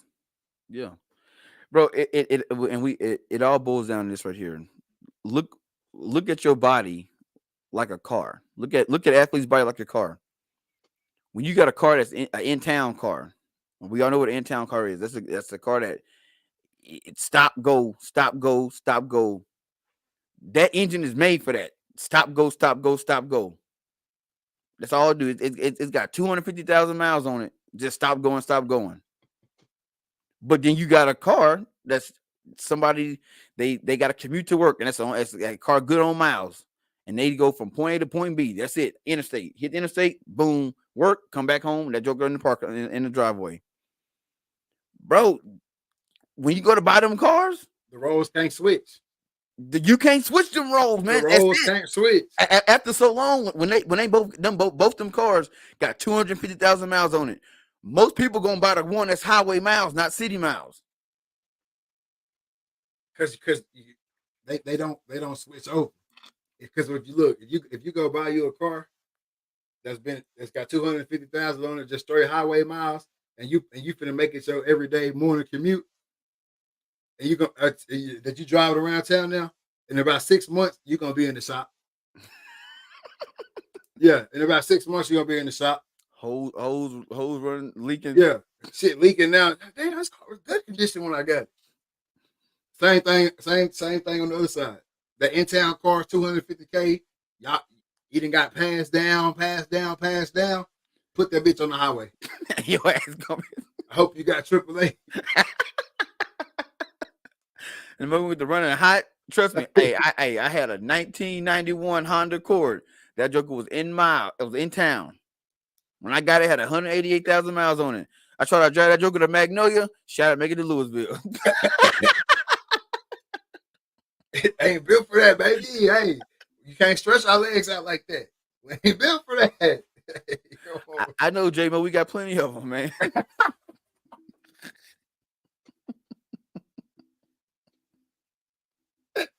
Man, the roads don't reverse, man. You can't do that. It's as simple as that, bro. But I shout out to everybody who hopped in the comments on that. It was fun. It was fun talking to y'all, man. Y'all stay in the comments on stuff like that, please. I'd like to hear y'all's take on it, man. And I want somebody to change. I really wanted somebody to change my mind. I did too. And I'm that's not the gonna thing. lie. I wanted somebody to give me a reason. Whenever I talk to people and I ask a question, don't answer the question with what I asked you the question with. Yeah. If I say track does not make you run faster, don't say, yeah, track do make you faster. Okay, explain it to me. And I noticed that every time I asked somebody to explain why, no one ever explained it. They just kept rewording what they already said. Yeah. Because it's an emotional thing, right? Like there's really no, even I think somebody did say it. And like one of the very first people to respond actually did say it. They was like, I can't explain it. It's just something because it's emotional. Yeah. Like you said, the car shows, that's the mail. Even if you ever was on the track team, the meal ticket, like all that stuff, you emotionally attached to it because that meal ticket was life. That meal ticket was life. Hey, that yellow meal ticket, boy. They got you out there working all day for that meal ticket. Man, that dry cheeseburger, bag of Doritos, and a Sprite. Track meet. Boy, hey, I know, but Kennard was the meal ticket hustler, baby. Kennard going to coaches. Hey, man, coach, you got extra meal ticket? That's a T-shirt, boy. That meal ticket was life, baby. That meal ticket was life, no doubt. But all that ties into a big emotional feel for the old school generation. You know what I'm saying? I say probably, I say 2010 and back. Yeah. Because Cash wasn't really running track like that when I came through either. And that was 2012. You know what I'm saying? Cash wasn't really running track like that. Yeah, because I was surprised when you wouldn't run track. I'm like, why you ain't running track? He was like, I'm playing baseball. Yeah. I got shit to do in the spring. You know what I'm saying? But oh no, I was gonna run track my freshman year, I think it was, and they was like, if you want to throw, you gotta run too. And I was like, hell, that don't even make sense. No, I do shot putting discus. Well, I gotta run too. I gotta do 400, 300, 200, and 100 to throw. No, sir, I'm good on that. I holler at y'all. I got shit to do. But no, I can't get behind it. Never could get behind it, man. I'm always with the forward way of thinking. I think the athlete that's walking around today is miles and miles and miles better than anything that could have ever been around back in the day. I think this way of training makes you obviously able to last longer. We're seeing guys with the longest careers who actually started getting this new age shit midway through their careers. Yeah. So the training that we got out right now, I know a lot. I remember when this type of training first came around. I remember it like it was yesterday, like 2013, 2012, or like around the time I was coming out of high school. I mean, it really popped off with social media, man, because you started seeing guys like the Foot Doctor, which I don't even see his shit no more. Just because he's so big now, he don't need. Yeah, but like you start seeing guys doing these crazy cone drills, and it's like, why are they doing that? And then you see those guys doing those drills. Then you see them on Saturday, and they just light years ahead of guys. Exactly. Which the drills at one point did get a little crazy out there, and a lot of that shit don't correlate. Oh yeah, all that stuff spinning around. Yeah, don't get me wrong, but a lot of that shit don't correlate to the shit you finna do out there on the field either. But whenever the cone drills and everything first came out, I remember the pushback that like the football world gave, the coaches and everything gave to it. Like, oh yeah, man, it's a phase. Like that's gonna leave. That's never gonna get anybody better. you know what I'm saying? There's only one way to get better. You got to play football. You got to play football, or whatever. And all this shit. And I think that's totally wrong. I think that's totally wrong. Yeah, you got to play football, but at the same time, making your feet faster, being able to cut and keep running full speed are things that you only get out of position specific training. That's it. You know what I'm saying? That's all there is to it. The way that we can stretch you out, like the way we know how to stretch you out now as trainers. You know what I'm saying? We know the way we know how the proper warm up. Back when they were telling the cats they had to run track, the warm up was everybody get out there, you line up, feet together, go down, touch your toes, spread your feet out, down to the right, clap, go down, come up, down to the left, clap, go down, come up, go to the middle, clap, go down, come up, lay down, what the butterfly, grab your ankles, push your knees down. Oh, put your leg back behind you and lay down and stretch your quad out. Then there's karaoke, butt kickers, and sprints. Yeah, you warmed And up let's now. go. Let's go. Got 10 folks in the training room. Don't know why they heard. Don't know why they heard. And did some static stretching and went out there and ran full speed all day to practice. Man, but bro, it's wild. It's wild because sometimes when I say to people, today's athlete is far beyond better than anything we've seen before. People look at me like I got two heads, and I don't. I'm like, are you not seeing what I'm seeing? It's this. They looking with this. They're not looking with these. They're looking right here. Everybody watch sports like this. They might as well do this.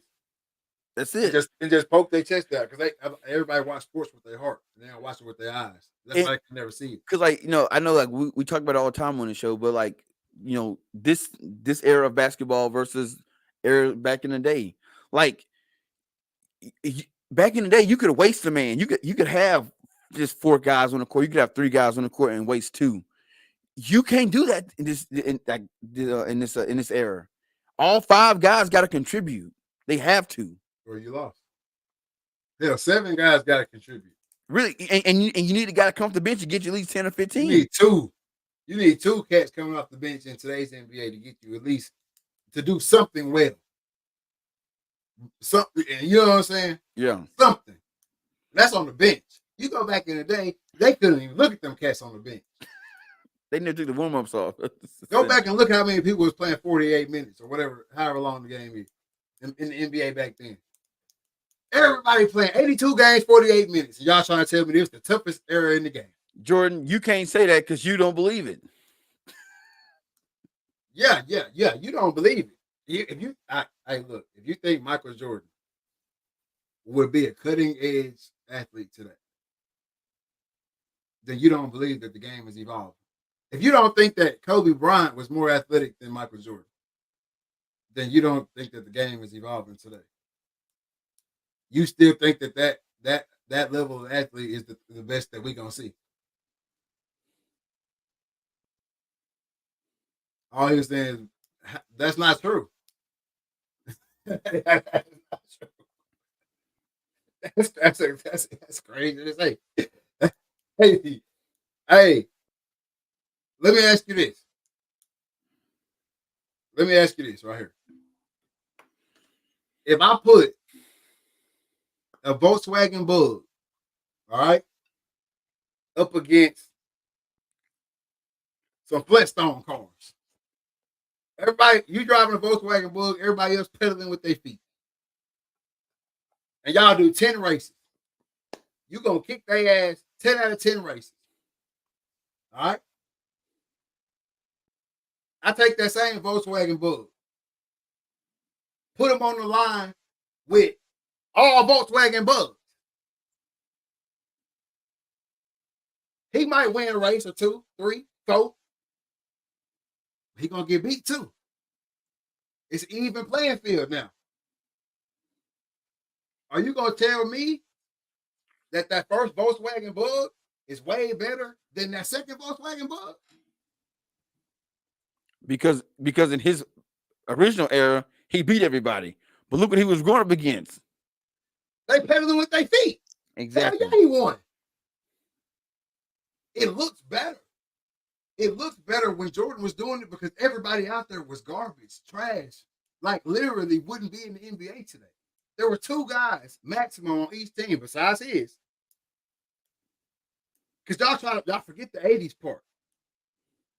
Whenever there were still some dynasties in the league,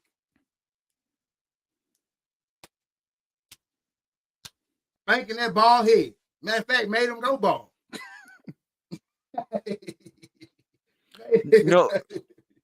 No, that's not how LeBron's supposed to be. Because now he on the line with Volkswagen Bug. Yes, he on the line with Volkswagen Bug. So he gonna win some, he gonna lose some. It's the amount of athletes that are on his caliber level of athlete that are in the league is only going up by the day. The longer he stay in the league, every year he come back, it's more Volkswagen Bugs on the line. More Volkswagen Bugs on the line. See, I think the only way you can make Jordan understand is this right here. Look at your high school, right? And look at the best guy at your high school. He the shit. He's that dude. He's that dude. Because he's leagues above everybody at that high school. He go to college. Now he's in a league where everybody at that college was the dude at their high school. Now you in a pond full of everybody on your level. Only a few gonna rise above the rest. It's gonna constantly going back and forth. Then those same guys that were the shit in college, they didn't get to the league. Now everybody the playing field is even, the talent is even more defined. So now the guy that was the guy in high school, he was the guy in college, he gets to the league. Now he kind of pans out. It all cancels each other out because everybody good. And only a handful stand out above that risk, less than 1%. Actually, less than it's a half of a percent. Exactly, and that's all I'm saying is, look, when Jordan first got in the league, there was other cars on the line. Is what I'm saying. It was a bunch of cats out there pedaling with their feet now, but it was other cars on the line. They were just on. It was on the end of they ain't had too many more races left in them, and they blasted MJ out for 6 years for his first 6 years. No, we saying no. He had there was competition. Barely any. When he got in the league, and those other dynasties was he rose up, but there were still greats there. He didn't compete. When those greats fell off, he happened to be the best one after the greats fell off. Exactly. He was in the league. He was in the league damn near by himself for 2 years. Then you had other guys emerging around the league in little pockets though. You had Jakarl Malone. You know what I'm saying? You had little pockets here and there of guys that could compete on MJ level, but nobody else on their team could. And he ain't coming at you by himself. He coming at you with Scottie Pippen, Dennis Rodman, Steve Kerr. They got a full roster coming at you, and you got 2 players maximum on your squad that can compete. Today, there are 4 or 5 guys on every team that can go for 30 a night if they was by themselves. You see what I'm saying? And when I say by themselves, all the offensive responsibility. Man, MJ was votes big. What does that mean? Was votes big and became a Bentley. It's not his fault no one else got better. No, he was a Volkswagen. Or you can say whatever kind of car you want to say. He could have been a Bentley. But whenever the Rolls Royces was driving around the league, they was on his ass. And when they retired, he took over the league. Okay, cool. Nobody else built another team in the league at that time. You had guys that was on teams by themselves, and when they would come up against Jordan, they would compete and they would go off. But you're not going to win. You got Dennis Rodman getting every rebound. His only job out there is to get rebounds. No points. no points. That's what I'm saying. Like you can't have in today's game. You cannot have a guy on the court that's contributing 0 points. You will not win that way. We talk bad about him. First of all, We talk bad about the dudes that run up and down the court getting that cardio in these days. If Anthony Davis gets 25 boards and no points, we are talking shit about him. But Period. Rodman gets 30 boards a game, 0 points, and they say shit, he the best ball hawk in the league. It's they didn't expect much for them cats. You can listen to the commentary on them old ass games and expect it. LBJ is the dumpster juice of end of a conversation. That's crazy. That's fine if you think that. That just lets me know that you really not watching, and you really never watched Jordan's era. That's all. That's all that let me know. You don't know Anybody what who you says hear. like that, yeah, you never really went back and watched the Jordan era. You heard about it, you see the highlights, and that's what you're rocking with. But if you actually go back and watch the era, it was garbage. The era after that, the 2000s era, was better than the 90s era, and this era is better than that era. You can say what you want about the defense. You can say what you want about the defense. It's a reason they can't play defense. There's a reason they can't play defense on these cats. You think these cats like going home after getting 30 put on their top? No.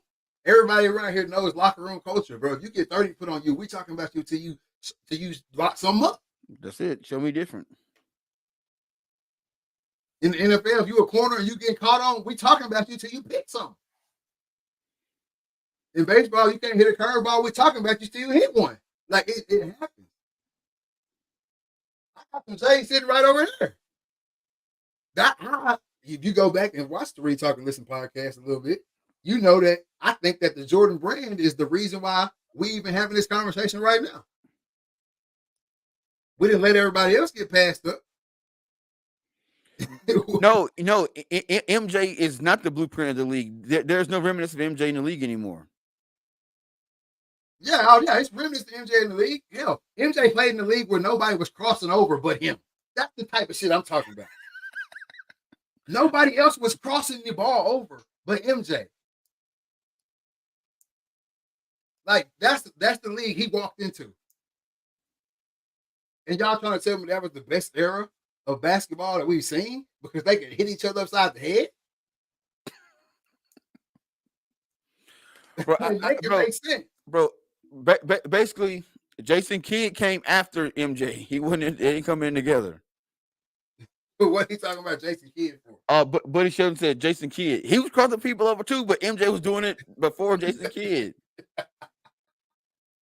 Well, I was saying when MJ got the league, there wasn't even nobody we had no crossover, man. They ain't had no crossover, bro. Like this is what I'm saying. The league was so down in years. Grant Hill came in and was busting ass. Bro. They ain't know what to do with Grant Hill at one point in the NBA. And we trying to say that them eras back then was better than what we see today.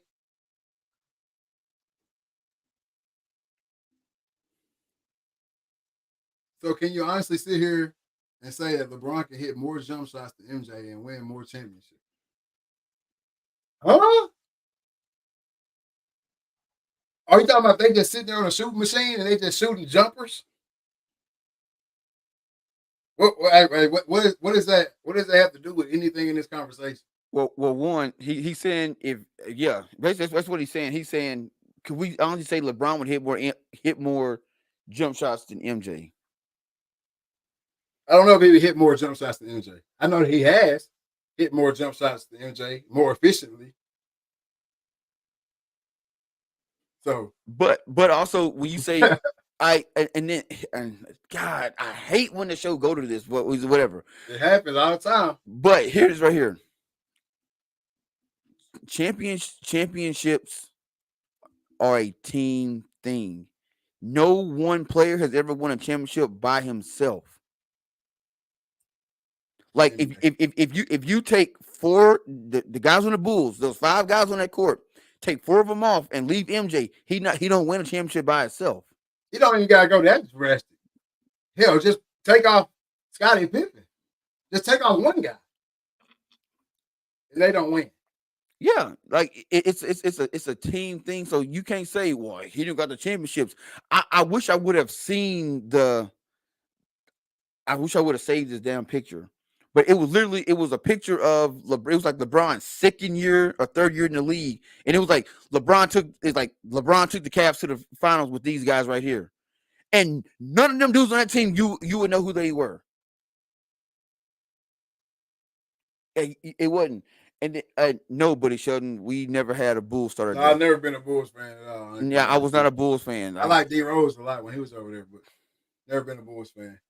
But my whole situation on my whole thing about with this what whole what you mean? Tell said Buddy Sheldon facts. Tell him who to go. Buddy Sheldon didn't say nothing. I hate to talk about the starter jacket thing. I don't know what Oh he's talking about. You can bring up the brand all day. I agree that there's no bigger brand, especially coming from an athlete. There's no bigger brand and won't ever be a bigger or as big of brand as the Jordan brand. nope. But There's nothing I will ever try to argue with that or refute that. But I'm saying that is the sole reason that he's still been able to keep his seat. All the other seats have been given away. Hell, couldn't wait to give them away, except this one seat. In shit, the hey, shit, baseball give your seat away while you still playing. Hey, baseball don't care. and so that's what I'm saying. Like it's a dead horse argument because obviously nobody's mind is. I don't think anybody's mind is ever gonna get changed in this. I want people to be honest with themselves on the situation. Hey, but hey, there's a reason why Shaq shoes are at Walmart though. Is you gotta go look the video up. But the reason Shaq shoes are at Walmart is because he was leaving a basketball game and an old lady was like, "Your shoes too high, and my kids can't, and my kids can't. I can't afford them for my kids." Shaq calls Reebok and tell him, "Hey, the deal is over with." Now, if that's a lie, it's a lie Shaq told because he told it on a podcast. But he said the lady told him that, and he immediately called his agent and said, "Hey, I don't want my we Reebok. We done." Hey, Now, well, hey, now Reebok still gave him the deal, but they allowed him to sell shoes at Walmart. but it don't matter though. Them hoes could have been sold wherever. They wasn't ever gonna reach the pinnacle of the Jordan brand. Yo, they No, was at Walmart for the low, and and they get bought. I mean they got bought, but the brand could never elevate to that. Like when he came out with the Shaq jumpsuits and shit, not Yeah, wearing that shit. The shoe was over there. You see what I'm saying? And then also you already coming after the Jordan shoe. yeah. You already the break in the market is already happened. The going against the grain with the shoe brands has already happened. I mean, like It's a whole the Jordan brand is so iconic that it's crossed over to into other sports. sports that he didn't even play in. Shit that ain't got nothing to do with basketball. You you got Football you teams you got got you got football teams sponsored by Jordan. They got the Jumpman on it. You got a football jersey with a logo of a guy dunking a basketball. Think about that. That's how iconic the brand is. You got football players wearing Jordan 1 cleats. You got baseball players wearing Jordan 1 cleats. Jordan sucked at baseball, but he still influenced the baseball game. He sucked at baseball. Play for the Monarchs. Terrible. But they're still you can go out and get Jordan baseball cleats.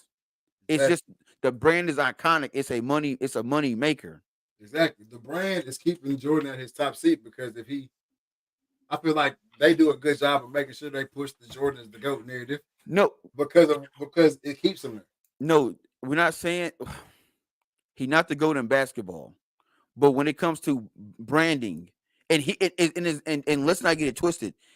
He it's not like he is the brainchild behind his shit. He not. He was the face of it. Somebody else did it. I think he didn't. He passed away right for the movie, didn't he? But this is my thing. Yeah. But this is my thing right here though. Yadier Molina is the only basketball player that ever wears Jordan catches gear. I know he started. I don't know if he's the only one, but I know he started it for sure. But, back to the thing. Jordan's brand getting that big, it was the first. There was no LeBron back then. There was no Kobe back then. There wasn't none of that. All the greats who came before him had Converse. run of the mill, either Converse or Adidas, all white, regular basketball shoe. Jordan comes out. This is my last time explaining this. Jordan comes out with a colored shoe.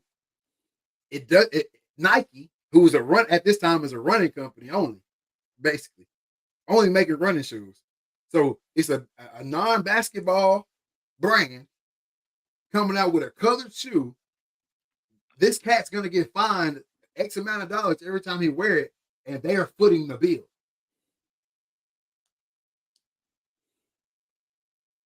Boy, crack got big in the U.S. at one point. You don't think they wanted, and they told you that, you know what I'm saying? That was bad for you. We obviously always wanted some bad shit. So the bad boy shoe is here now. Oh, my B. The bad boy shoe is here now. You a renegade at your local high school? Y'all wear all white shoes? Hey, put these Jordan 1s on and be like Mike. That's it. I'm in the marketing field today. They would go. That's the go. Who thought that shit? Yeah, Nike spends more on advertising than they do than their product.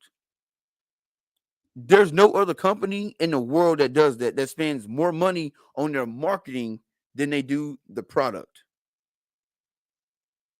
That's unheard of, but Nike does it, and they're the only company that can do it. Other people have tried, and they failed miserably. Because now they don't have to work. We do their job for them. Yep. They don't have to work. We do their job for them. We sell the shoes for them. They just got to keep making sure we see it. Prime example. We all like Jordan. I bet you got an iPhone. I bet you got an iPhone. iPhone's marketing is just crazy because and they really made it good now because you don't want to have that green bubble. Mm-hmm. When they went to the iconic blue bubble and everybody else is green, where you thought that came from? That's marketing. You do not want to get hit with a green bubble.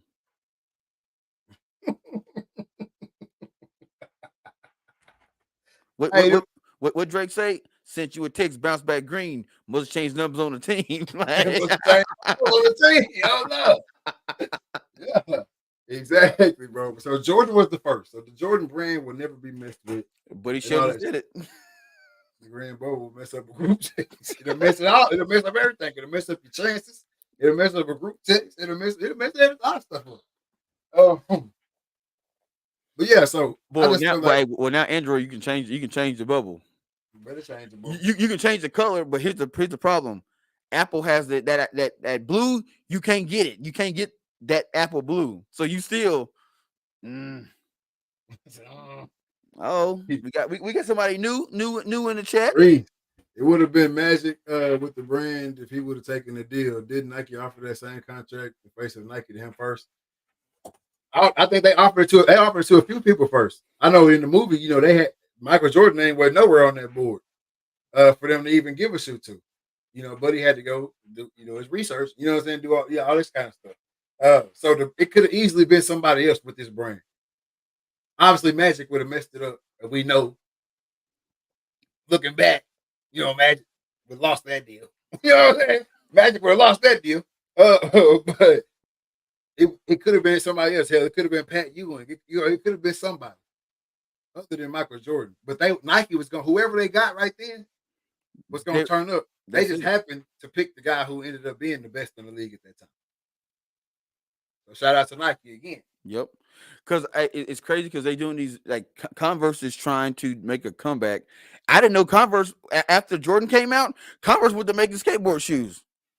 Yeah, people need to look at the 2007 Cavs team. I feel like that doesn't get talked about enough. The fact that team was in the finals, bro, was 22 years old. I was just talking about it. Yep. That's what I'm saying. This conversation is really too complex for the average Jordan fan to even have. Because for Jordan fans to make Jordan look like he's still good, they've got to go pull literally the worst of the worst LeBron clips. I can bring you up a Jordan highlight and show you the trashness of it. I can bring you up a Jordan highlight and show you the garbage that he was running through. Oh my God. I can't. Hey, I'm Reese, whoever you are, bro. Thank you because you just allowed me to find that shit I was talking about earlier. This is that team that LeBron took to the finals. Please tell me who the hell these cats are. I was a fan, so I know long. I know Will Gaskins. The only reason I know Will Gaskins is because when I played 2K, he got the rebounds.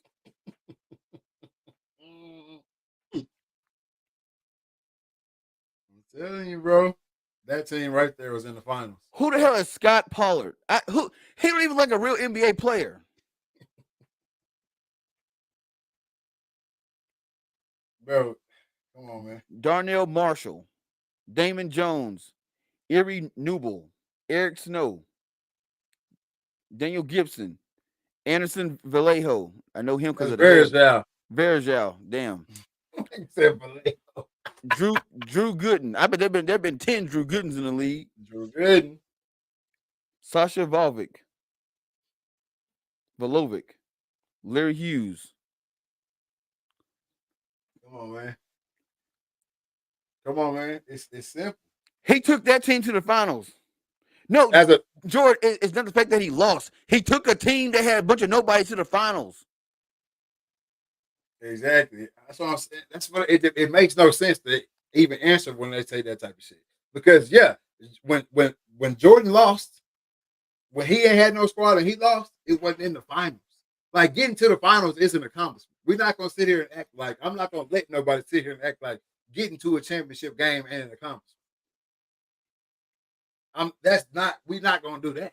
That's for sure we're not gonna do. In any sport, who knew Puma made a basketball shoe? Oh, yeah, they got the Mellows, right?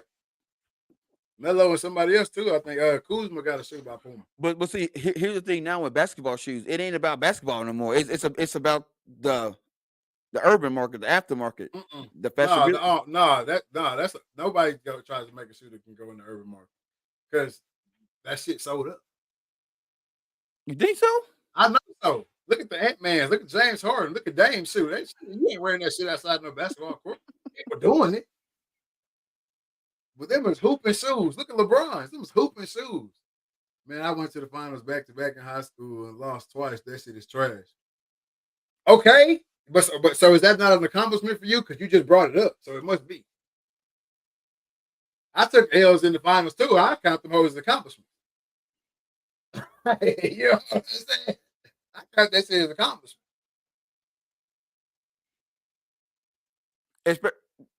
Because you gotta look at it like this, especially because you talking about Jordan, you talking about high school. Think about this: when you play in a championship in high school, you are one of two teams to make it out of hundreds, thousands. See, he said, "Hell no, trash. Might as well win our first round." That's so stupid. That's nope.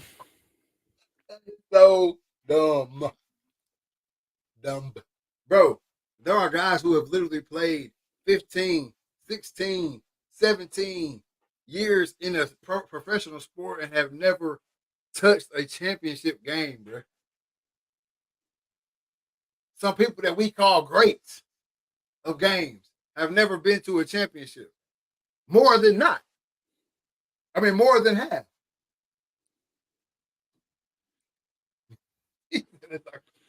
Hey, trying to get one. Trying to get one. Hey, more people don't go to the championship than do. That's what I'm saying. When you think about championship runs, look at this. If you came into the NBA and you wasn't on LeBron's team for 10 straight seasons, your ass was not going to the championship. You didn't even have a chance to win it. So y'all have a loser's mindset. I like winning, bro. Nobody, you can't win a championship if you don't get there. If you're not gonna win a championship, you would rather not even try to win. So what that say about you? You would rather not. You saying right now you would not try to win than win. Like you're not even gonna try. If you're not gonna win, you're not even gonna try to win. Yeah, the mindset you got is if you don't believe you can win something, then you don't even get involved in it. You're not even gonna try to win. You're not even gonna compete to win. Bro, look here. And I can tell you this, Jordan. One, we have no loser mindset because check this out. Starting just we're gonna step away from sports a little bit. Starting a podcast. Do you know how many podcasts come out every day? Thousands of podcasts come out every day. Thousands come out every day. In order to even with your mindset, If I can't be the best, I ain't gonna do it. In order to be the best, you have to start doing it. You have to get there. You got to start it. If you don't ever start, because oh man, I can't be the best, I ain't gonna do it. That's what I'm saying. You're saying getting to a championship. You're saying not even getting to a championship game is the same as getting to the championship game. And no, nobody putting words in your mouth. You said it right here. What is it at? Boom, you said hell no, trash. Might as well win out first round. That's exactly what you said. That makes 0 sense. You said you can't tell me losing the first round is the same as losing in the finals. For everyone, bro. For everyone, LeBron's finals losses there as MJ first round exit. Exactly, that's what I'm saying. But they don't want to put no stock in the first round exit. But let LeBron lose in the first round. That's gonna be the first thing they say. That's the first thing they're gonna say. Yeah. He didn't even get out the first round. And that's what I'm saying. It's crazy. I don't have to tarnish what MJ did to make LeBron better. You got to tarnish what LeBron does and still doing. Y'all trying to even tarnish the man playing for 21 damn seasons. Like that ain't a feat. Like, a goal. Like your favorite player didn't want to keep playing. Like, he was just cool with walking away from the game. All I'm saying is losing first round is going to the same place as the finals, home. That's dumb. Because guess what? Even if you won the finals, guess what? You going after the game? Home. It's the finals. Ain't no more games after this one. So it's a little bit different. Winning is everything. I hear MJ die hard talking about Bron's finals losses. MJ couldn't even win and get out of the first round for how many years? Exactly. But they don't look at that, Reese. They don't look at that. They look at that like they don't look at that at all, bro. They MJ fans, so MJ played for 6 seasons. He played 3 seasons, then he quit, and then he played 3 more. Because they like to say he stepped away from the game. He quit. Let me go out while I'm on top. Y'all can say whatever reason it was y'all want to say. It was let me go out on top. Then he went over there and found out that grass wasn't greener on that other side. They were throwing that ball a little bit too hard, Mike. Come on, it was too many people above his level. Hey, and if we really want to get to the conspiracy, Mike leave NBA. Ain't no more be like Mike. Ain't nobody really watching this shit either. No, Bulls was still good. Because I can tell you the year MJ left was the same year OJ Simpson shit went down, and they cut the NBA finals off to watch OJ Simpson drive down the interstate.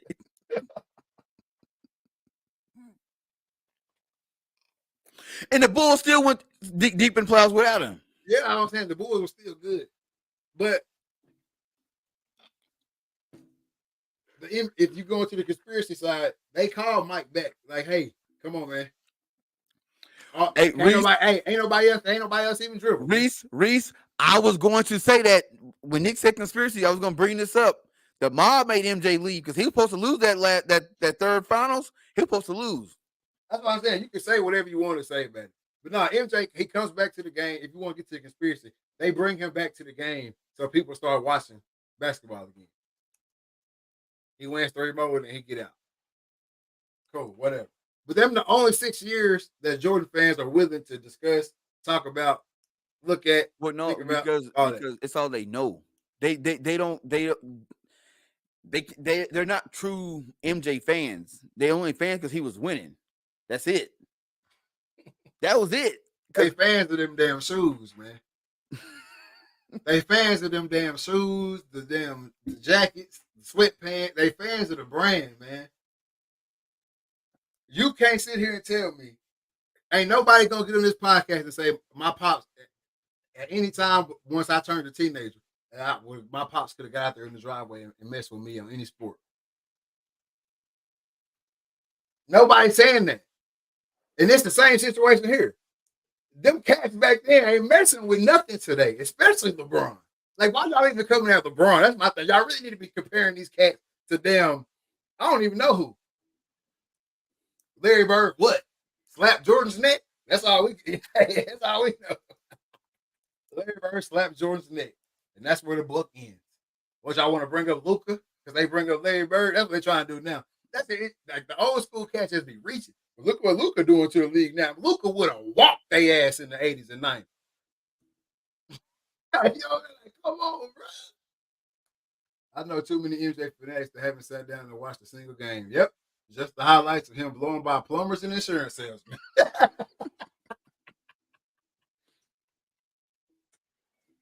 Hey, and for anybody who don't know, Reese is a true hooper, a true hoop historian too. So that's come on, man. Come on, man. It's easy money. This easy money. I love when they bring up MJ. I'm an MJ fan sniper. I'm an MJ fan sniper, bro. In the name of Braun. In the name of Braun. That should be a documentary when he retired. In the name of Braun. In the name of Braun. Man, ain't no last dance, man. It's in the name of Braun. I'm an MJ fan sniper, bro. I can tell you now that more than 70% of sports fans know that MJ is the GOAT. No, 70% of sports fans might love the brand and the thought, and they're emotionally attached to Michael Jordan. But if they sit there and watch the tape, bro, Michael Jordan is not even on the same athleticism as Kobe. Like, come on, bro. You got to look at the whole picture. Who we playing against?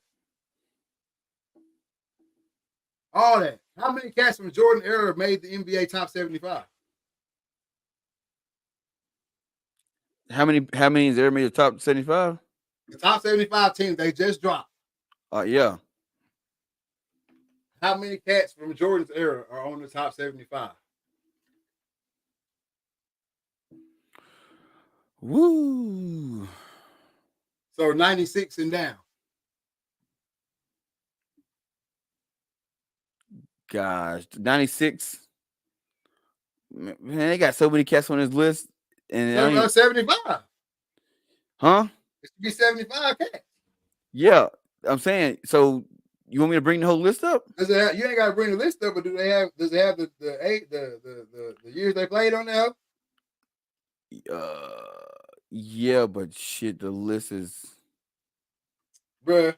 I'm saying the if we list. I'll give them some. Give them some. I got the list right here. They don't give you just the list with the name. It's like the picture and they whole story. So it's like as long. Oh well, look, I got you right here on a shortened list, or it ain't got all that shit right here. Oh, I found it on. We can give you. I'll give him Larry Bird, which is really before him, but I'll give him Larry Bird himself, obviously. Magic. Was him and Drexler around the same time, or Drexler was before that? Kyle Drexler. Clyde Drexler. What was his years? He was 83 to 89 to 99 to 98. So he got the back end of Clyde. So that's another. Karl Malone.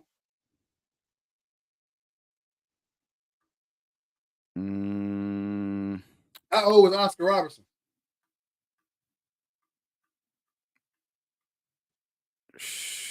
That's before Mike too. That was before Mike too, yeah. You got a bunch of guys on the list before Mike, and a couple in Mike's era. Yeah, and then the rest is after. Oscar Robertson was 1960 to 74.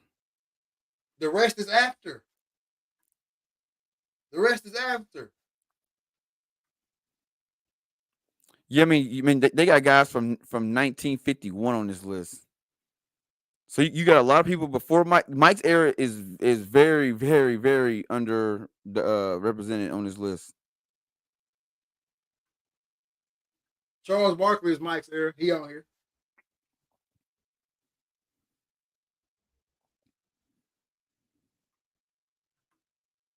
It just that era is not submitted in history. Obviously, top 75. If that era was the best era, this list should be 90s heavy. Yeah, and it's not.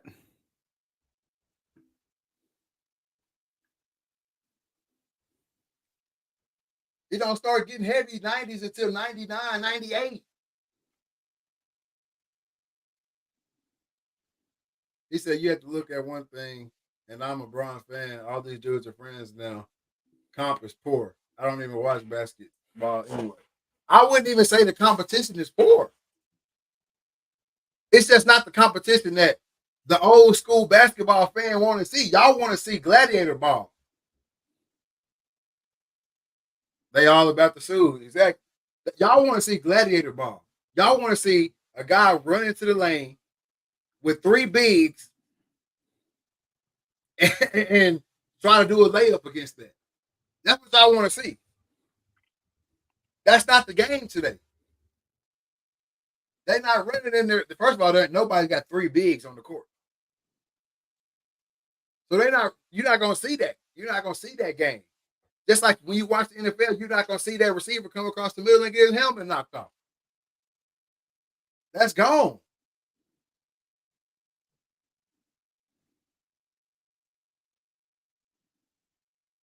What you in deep thought over there? What you got going? I'm looking at some notes.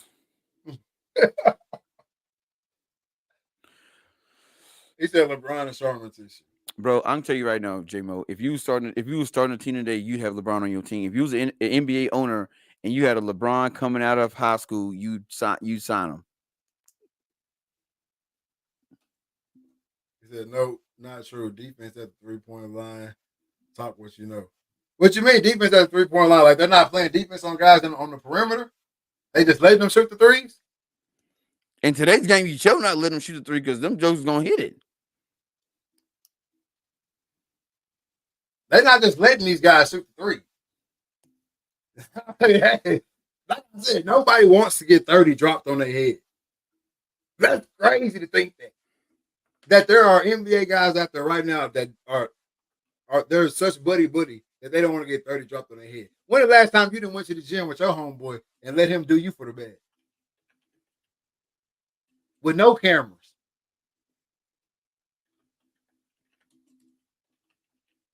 You see what I'm saying? Like that don't go like that. With no cameras, you're not letting your homie do you for the bad. So what you gonna do if your homie got you out here on national TV? And if you want to be real about something, all right. So I put up a list. It says NBA league wide 3-point percentage by the decade, right? Yeah. All right. So in the 80s, the 3-point percentage was 28.9. In the 90s, the 3-point percentage was 34.7. The 2000s, 35.6. 2010, 35.6. In the 2020s, 36.1. So if you want to be honest, everybody was shooting. Everybody's around that same percentage. It only went up, but between the 90s and the 2020s, it's only a 2% gap. That's This it. is how many they making though. They ain't how many they shooting. They shooting way more today. Way more threes today. Oh yeah. The 3-point attempt in the 90s, they shooting 11.4, averaging 11.4. But you know why that is though, right?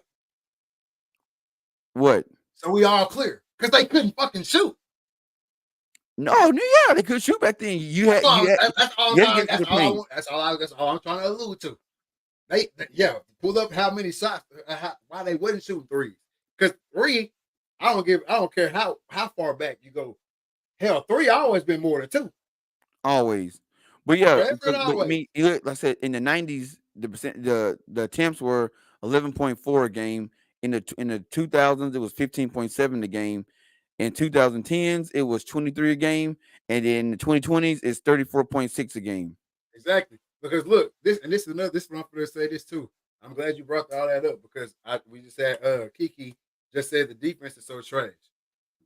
If defense was worse in the NBA today, the game is now spread out. There's nobody standing down there underneath that bucket. If the defense was so trash, how come more guys aren't going to the basket? If it was easier to get past my defender and there's nobody standing under the paint, why aren't more guys going to the hole? All 5 guys are standing on the perimeter now. So defense is that much worse. Because this is what nobody ever talks about. If defense is so much worse, if guys can't play one-on-one, they can't stay in front of their man and defend, why are we shooting more threes and not going to the cup?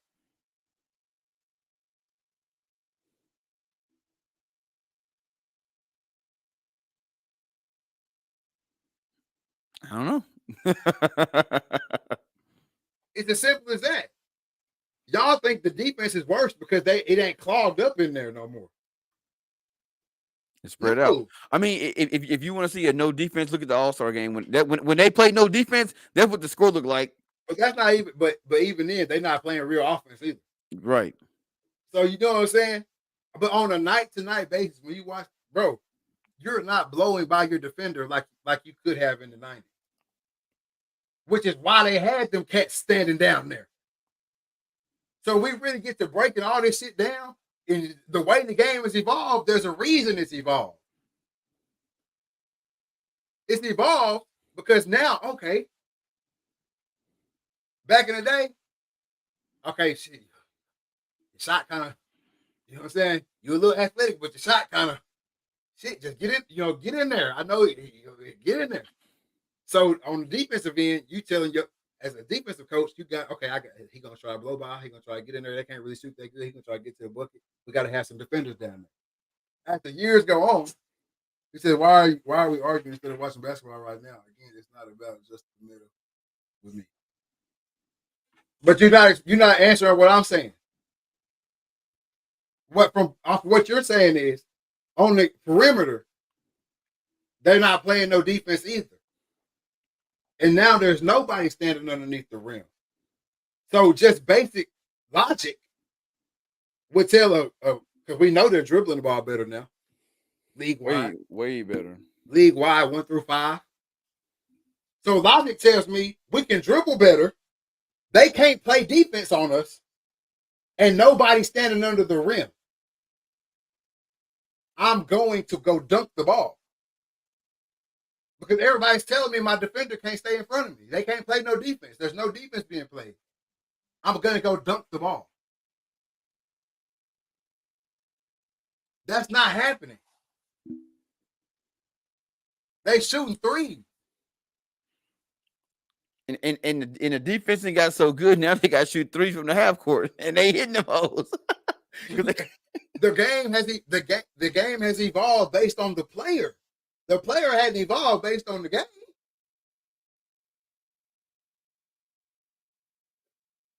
That's what y'all failing to realize when it comes to this NBA stuff. The NBA has catered to the player that's come through. I.e., Michael Jordan coming through. Hey, we gotta stop all that fouling shit because he really gotta get to the rim. So, hey, blow that whistle a little bit more. We gotta get the game catered to our guys. When guys started getting more athletic and started clamping that shit up, I gotta start shooting my 3. I gotta start shooting 3. Straight up. It's simple shit there. It's simple if you just sit and watch. But nobody want to just sit and watch. They want to take the highlight, or they want to take the title of the clip or whatever and run with it and go. That's what we do as sports fans. We take the highlight, we take the little clip, and we run. We go. We ain't looked at no film. We ain't looked at no stats. We ain't took no type of logic into account. We take it and we go. We go. I mean, we got guys getting recruited solely based on a highlight. And no one's watching the full game anymore. See, they ain't going to none of the good spots. They ain't going to none of the good spots off no highlight. Man, any good coach gonna tell me where that film at? Let me see that film on you. I want to highlight. Everybody look good dunking that. Let me see a game. Can you rebound? Is you hustling? You know what I'm saying? What can you really do? But they ain't nobody looking at that. Man, them cats couldn't walk and chew bubble gum back then. And we sitting here and we still got cats saying that's the best era. When you got all the, right here on you watching on your phone, your computer, wherever you're watching on, right on the device you're watching on right now, you can click the screens over, type in YouTube, and type in 1996 finals and watch the whole game. Watch the whole game. You can type in 2023 finals and watch the whole game. You go watch both of them games. And you come back and tell me that era was better. Bro, I said I started saying it with football. I started saying, look, okay, none of them cats play. None of them cats back in the day play in this era, man. And I'm talking about the greats. I ain't talking about the Rudy Poo guys. I'm talking about the greats. Like I watched a documentary about Reggie White, and as dominant as Reggie White was in the 80s and the 90s, there's no way he'd be able to play D line in today's game. Not on the edge. Be tough. Be tough.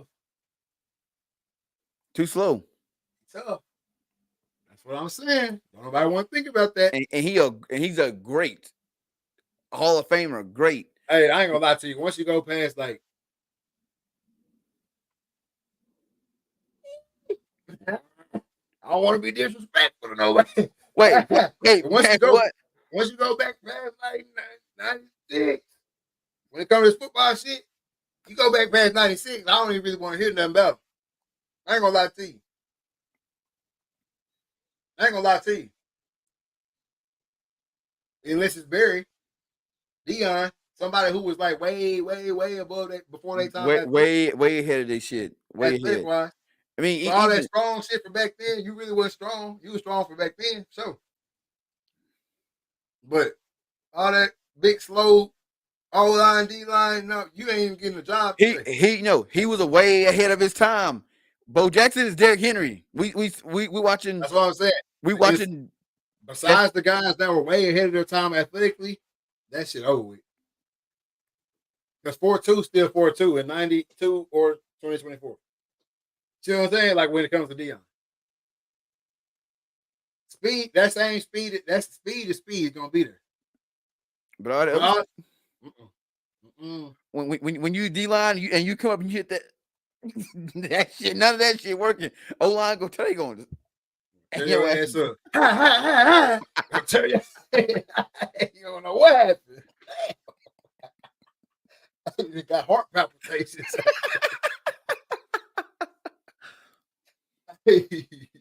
That's it. Hey, the rules ain't changed for the O line, D line. Hey, the rules only changed because I kill your ass today versus I maybe break your rib back then coming across the middle hitting you like that. Today the athletes today hit you like that, you're gonna die. Like it's a reason the rules changed. What I'm saying though, like we always talk about how the rules are changing. It's a reason for that. Like, bro, they talking about like in the 90s, like an average collision was a 30-mile-an-hour car crash. Brady played till 40, man. I'm about to go to sleep, shaking my head. Yeah, the Brady played till 40. And he didn't get touched either. Exactly. He never got touched.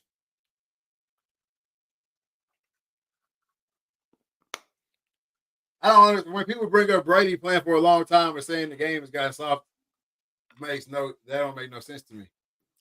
Because where are the other ones at? Yeah. Where are the other 20-year players at? How many QBs that came in the league since Brady was in the league that have been gone way before he was gone? Shit, the Browns had 20 of them. I'm not saying not even to being trash, to being hurt, to being beat up. Oh, a lot. A bunch of them. Cam Newton? Ring a bell? I'm saying, like, we've seen QBs come in since Brady that didn't make it as long as Brady. Ravens, Steelers changed the game. Well, I don't understand what you're saying now. Yeah, I don't know how the Ravens changed. I mean, the Ravens defense was I just don't. But I don't know what that correlation. It didn't change the game. And I don't know about the Steelers. I don't. You got to He explain talking how. about the steel curtain defense way back when and all that stuff. I don't know about changing the game. I'm just saying that the rules, older guys try to bring up, the rules are so much different now, so it's easier to play. The rules had to change because of the level of athlete. That's all I'm saying. I don't know what the Ravens did about that. I mean, prime example.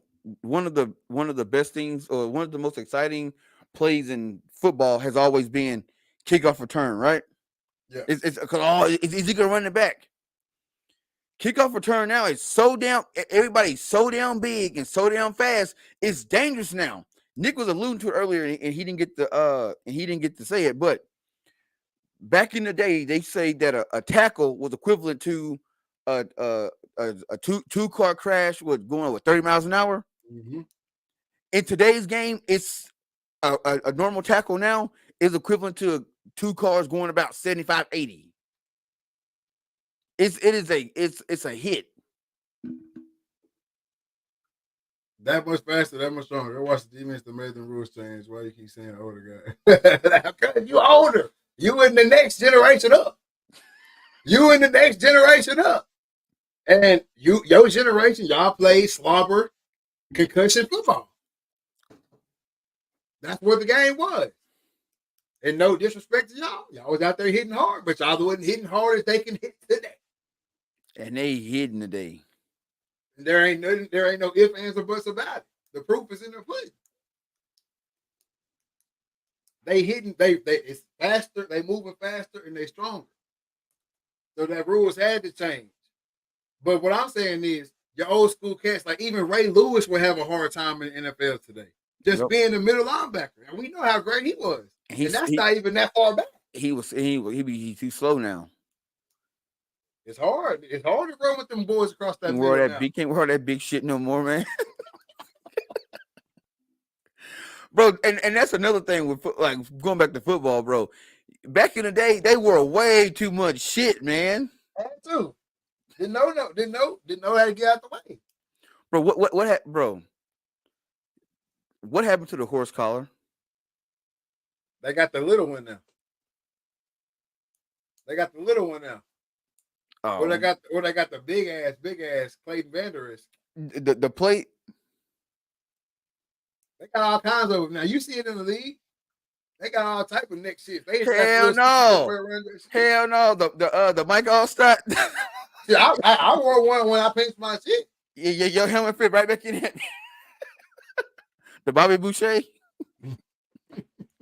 Bro, but the one that you can look all back through my high school career. I always had a neck something. Bro, the one that I don't see how it worked was the little white one that was just right around. The one that went around the extra shoulder pads, like they sat on the shoulder pads. They got the new age one. It was like a halo. Bobby showed them. You look like one of them cats that had one and wasn't out there hitting a damn thing. Hey, you gotta have. Hey, back in the day, them boys had on pads underneath the pads, pants to the shins, all the pads. And y'all remember the hip pads, which is crazy because by the time I got to college, nobody went. They gone, bro. Them hoes came from the hip to the wrist.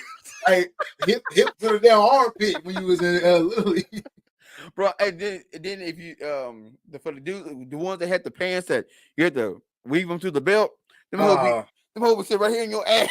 Hey, you got a damn belly pad in the back, an extra back pad in there. No, they had all that stuff on. He said I had that black cowboy collar. Yeah, where you from? You from Hooks, ain't you? That was team issue, hell. Crazy part about it, Doc Green at Navy was the one that invented that. For real, the cowboy collar. Yeah, no cap. He was the doctor at Oklahoma State when he made it. Hey, I know anybody who played around this area. Or probably, maybe it might be all across states too, though. But anybody who played around this area, when you play like a little small country town, boy, it was about 15, 20 cowboy collars out there, boy. Damn quarterback have a cowboy collar on. Hey, they be skinny and shorter pants. Yeah. Yeah, because they put the jersey on top of that. Yeah. Yeah.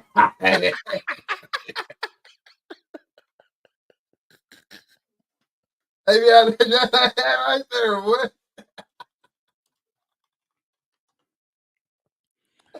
Hey, man. God. Nah, for real, I used to have me funny in the moment, man. You go play somebody like a Farmersville or something like that, boy, they got 20 cowboy collars out there. Boy. Damn, man. Hey, I know all y'all ain't hitting hard. Right. I'm gonna have to test out one of these cowboy collars. All y'all can't even bring that juice. Have to test one of these jokers out, man. Chris Wayne said, bro, Who?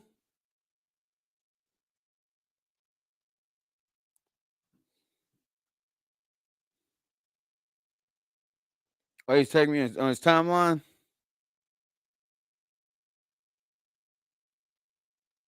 Oh, Nick froze up.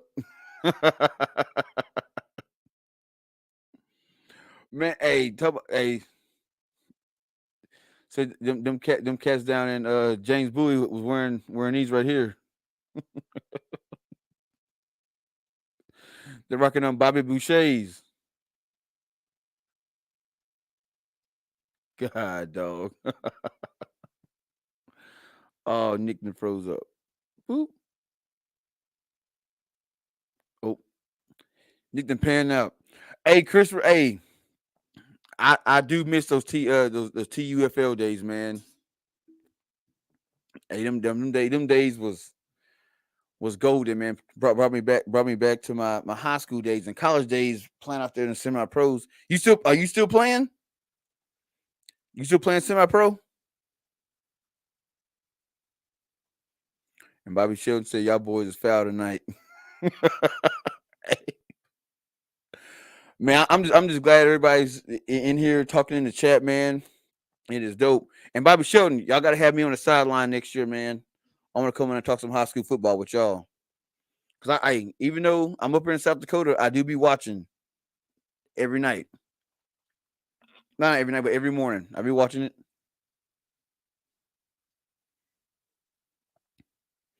Oh yeah, that was against what you call it, the Louisiana Lightning.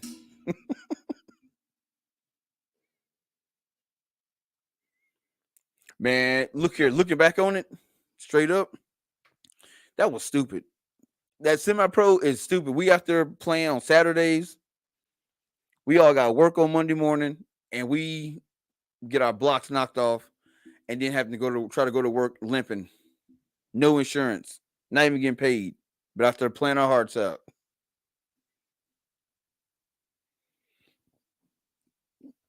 What happened? Oh hell yeah, it was fun, fun like a mug.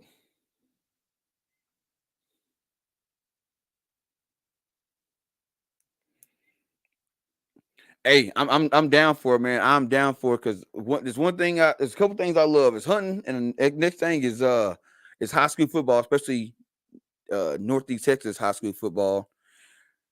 But I'm gonna be real. I'm gonna be honest. Some of the football around there is not what is advertised. But for some odd reason, it's get advertised like it's better than what it really is. Because truth be told, there's only like 3 to 4 good teams in the area. Everybody else is kind of still subpar.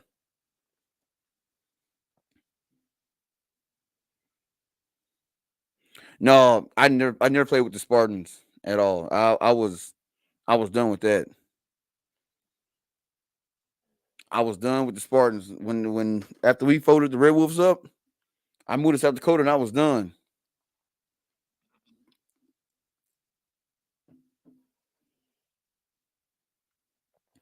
Bro, it wasn't no structure, man. Like we, it's I'm not saying that we had the best organization in a semi pro league, but we did have somewhat some structure, and we actually knew the game. It wasn't just like backyard football. We was actually out there like running plays. We had formations, we had schemes, and all that. And I think that's what set us apart from a lot of the other semi-pro teams around that area. Even when you look at the Dallas Bulldogs, all they just had a bunch of younger guys that were either right out of high school or some of them even still played college ball. So yeah, they gonna go beat up on some guys that are in their mid to early 30s.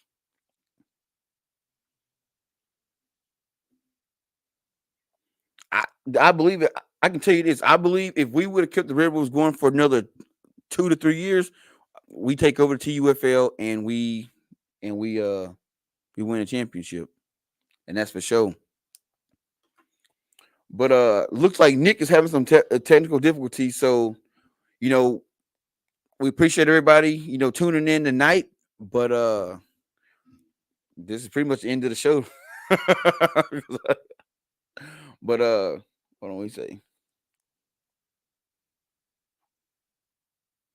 So we value everyone's opinion. Nobody is the same on anything. Be you. I'm hated on the show. Why you hated on the show? Like this is what I want to do. I would love to have a high school sports show, but with the rawness of like almost like a rawness of like a Colin Cowherd or what's that guy, the Bulldog that's on ESPN, something that's raw. Just like, hey, tell it how it is, because a lot of like everybody wants to sugarcoat stuff for the kids, but these kids are getting ready to go to they're getting to go to college. They're gonna get criticized and scrutinized in college. Why not do it in high school? Look here, man, you didn't play this good this week, and that's how it should be. You should be able to tell it how it is. Because truth be told, I'm not sure how much behind the scenes of what go on in high school football in the area, but it's a whole lot of politicking going on. It's a whole lot of politicking, and there's a lot of guys that shouldn't be playing that get to play, and there's some guys that should be playing that don't get the shot because of who their parents are, or they just not liked by the coaches around. Oh, he back. Bruh. What happened? I, Shit, J-Mo must be outside cutting my damn internet cord or something. Don't know. I don't know what just happened, bro. But uh, I literally just lost all wired in connection. Wi-Fi was fine, but wired in connection was weird. I don't know how to do. Like even me trying to text you, I tried to text you while we was off the show, and I guess my phone. Like, I don't know. Oh yeah. No text came through, Yeah, but it says no. not delivered. I don't know what happened. Oh yeah. While you was gone, we was talking about. Well, me and Chris was going down memory lane about the TUFL semi-pro days. But what you call it? Buddy Sheldon talking about the sideline and how what you call it? And how he not liked on the show because he tell it how it is. I said, hey, that's how it should be. You shouldn't sugarcoat nothing. No. You ain't. No, you shouldn't sugarcoat nothing, man. I just think that space, which I was in that same space for a long time. Uh, that space right there is kind of tender, right? Because it's somebody's baby. Yeah. You know what I'm saying? It's somebody's baby, right? Like it's hard. It's hard to, especially in a town like this where we all know each other, right? Or know somebody who knows you. It's kind of tough to give your opinion. It's gonna hurt. It's gonna hurt somebody's feelings. It's gonna step on somebody's toes. Whereas like on here we talk about Cam Newton, like hell, he ain't gonna never hear it. You know what I'm saying? Yeah. Like yeah, it don't really matter too much. But nah, man, when it comes to sports stuff, nobody wants to really when it comes to anything in life, nobody really wants to hear the real nitty gritty of the situation. Because Oh no. we painted the narrative of what we wanted to look like. Oh no. We're talking about the behind the scenes stuff, like the stuff that a lot of people ain't. Because I said I don't know how behind the scenes he is in the know about stuff. But I said it's a whole lot of politicking when it comes to East Texas football. Oh yeah, it's a whole lot of politics when it comes to anything. Oh Hell, yeah. drinking water. You know what I'm saying? It's a whole lot of politicking when it comes to it's a behind the scenes to every business, every job, every anything. It's a behind the scenes going down. Conversations being had, meetings being had, hands being shook. to make shit go which way, one way or the other. Exactly. Period. Which is why none of the local teams are playing each other anymore. Come on, man. That's it. That's all it takes, man. That's all it is to it. Uh, man, this show went. This show kind of got derailed, didn't it? By the Little bit. by the LeBron MJ talk one more time. I gotta love it though, man. Anytime I can spread knowledge, that's why I take the MJ LeBron conversation. It's just spread knowledge. Because I know it's a lot of shit we say that a lot of people don't know. Aaron Hampton's mama got all in my ass because of a comment I made about him. But after we talked, we were cool. I just said how I felt. Exactly. That's what I'm saying. It's when it's somebody's baby, especially at that level, it's tough, right? It's somebody, you know what I'm saying? That's somebody's baby. Now all these people we talking about somebody's baby, but that's somebody's baby. They still in the house. They still feeding. They still, you know what I'm saying? It's a little different. And it's real different because if you like on ESPN, you can talk that shit because you never gonna see that cat. But you down there, you get to talk and you go to Walmart and someone run up on you. Hey, player. No, for real. And that's why I was like, I don't know. I'm gonna tell you now because I think it go off because one, it's a third rail, but having a high school sports show where you just straight up you just as honest as them guys that talk to NFL guys. Hey, look, such and such quarterback at this school. Hey, he ain't it. He didn't. He missed his pass, and you break down his game like they do at the top, bro. It'll go off because one, yeah, you get a whole lot of controversy. People gonna be mad back and forth, and that's gonna get the conversation going either way. But then you also gonna have people that's gonna back you and be like, "Hey, I watched the game and that ain't it." And all it's gonna do is you're gonna have both sides clash, and the views gonna come in because people gonna want to see what you got to say next. I mean, yeah, show like that would take off way before anything positive ever would. You know what I'm saying? Which not saying that show couldn't be positive at the same time. It's the delivery, right? You telling people that booster money. Hey, you telling people what everybody thinking. When you talk high school sports, and you really keeping it real, that's all you're doing. Yeah, You just the one that's willing to voice what everybody else in the city or the town is already thinking. He only playing because of or yep, whatever, you know what I'm saying? Whatever the situation might be. So that's why I've never even thought about going over into that space or wanting to even be on any of them shows, talk shows, or nothing like that when it comes to that because I'm like Stephen A. People hate me, but yeah, still come and listen.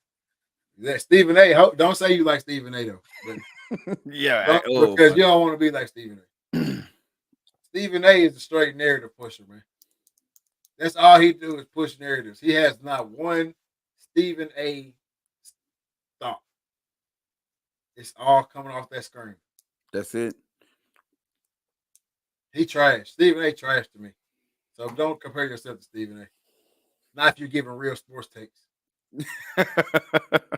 Don't compare yourself to Stephen A. if you're giving real sports takes. He ain't gave a real sports take in years. Oh no, he getting fed everything through that earpiece. Yeah, he ain't gave a real sports take in years. I just seen him commend the guy because that's what it said on the screen, and then right after get on his ass because that's what it said on the screen. Like 2 days apart. So it's a wrap on Stephen A. But I feel what you're saying though. You people coming to see what you got to say regardless. I feel you. But no, man, that high school shit, hey, it's a whole different level, bro. Bro, dude, I want to be a fly on the wall in some of them meetings, man. Because bro, it's like I said, it's a whole lot of politicking, a whole lot of handshaking, a whole lot of back room doors being made, or back room deals being made, and that's why shit run the way it run. No doubt. That's why I run the way it run, man. Exactly. Hey, Shador Sanders. Uh, he's pissed right now, right? He Yeah, says people wake up every day and ask themselves, "How can I hate on Colorado today?" Does he have a point? Is this another notch in sports fans' historic belt? Yeah, bro. If you are a true sports fan, last year that that run because and we literally if you pay attention like we watched it, you literally watched the tide change overnight. When Colorado came out and they beat TCU, there wasn't a person in the country that was against them at all. Then they came out and they beat Nebraska, and then it was still everybody's praising them, and then they were on every sports channel or show you watch. It was all Colorado field. I mean, if they had 10 segments on there, 9 was about Colorado. One be about Dion, one will be about Shador, one will be about Travis Hunter. Then it'll be about what Dion's doing in Colorado. What's going on in Boulder. Then what the sports world thinks, the coaches take on it. Then they beat what you call it. They do a tight game against Colorado State, and then immediately the tide changed. Now it's he's not that good. Oh, they're not that good. They gotta fix this. They gotta fix that. After Dion already came and said, yeah, we winning, but we ain't it. Even after games they won, we played like what do you say? I forgot. Hot trash. It's what it was. But Shador has a point. People at this point, y'all just kicking us while we down. And that's it. Y'all look for reason to hate on us. Anything that we do in Colorado is hating on it. Everybody loved what's his name, the number one player in the nation last year. Everybody loved him. As soon as he went to Colorado, he ain't gonna be nothing. He not that good anyway. You know how many guys that's number one, is trash or bust. He gonna be bust anyway. But had he gone to Bama or had he gone anywhere else, it'd been the greatest recruit in the world. It's just sports fans being sports fans, man. Like we like the controversy. We like talking shit about players. And now you got these keyboard warriors like J-Mo who they wake up and their sole purpose is, I'm not gonna talk good about the team that I like. I'm just gonna talk trash about this other team and this player and what they doing. I knew the tide was going to change from the jump because if you remember when Dion first goes to Colorado, mainstream media was like, he's not ready. He's only coached at Jackson State. They were the only ones that would give him a opportunity to coach. What makes y'all think he can come with the big boys? That was the words they was using. What makes y'all think he can come and play with the big boys, coach with the big boys? Blase, blase. All through the summer, training camp, all that. He kicks all the, or I'm gonna say he kicks the guys off the team. He gives them opportunity to fight for a position that they didn't want, so they leave the team.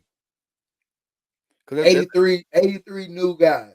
Because that's what it was. He didn't kick him off. You got to fight for your spot. Yeah, 83 new guys. So everybody's saying that it's 83 new guys. It's gonna take years. It's gonna take years for him to turn that program around. No, he can't do it overnight. Blah blah blah blah blah blah blah blah blah. People tuned into that TCU game to watch them get destroyed on national TV.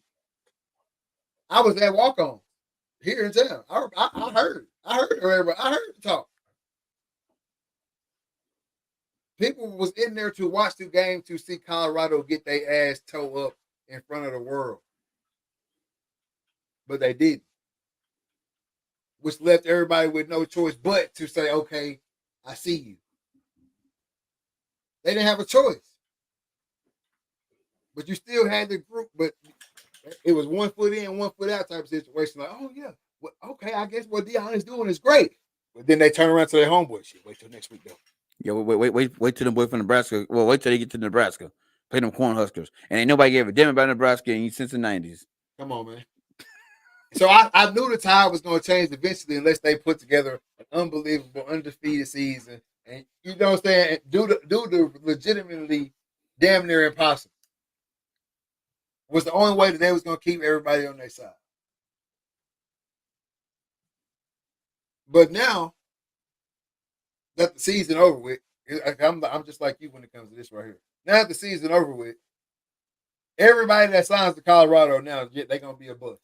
Yep. Everybody that signs to Colorado gonna be a bust. When they ain't had a damn bust yet, they batting 1,000 on people they didn't put in our face. The players on Colorado's team right now that you can name, they're batting 1,000. Yeah. But all of a sudden now, if you sign there, you're gonna be a bust. I just don't get it. I know I stand on the premise that sports fans, we the trashiest type of people in the world. It's jump to jump to jump to jump to jump.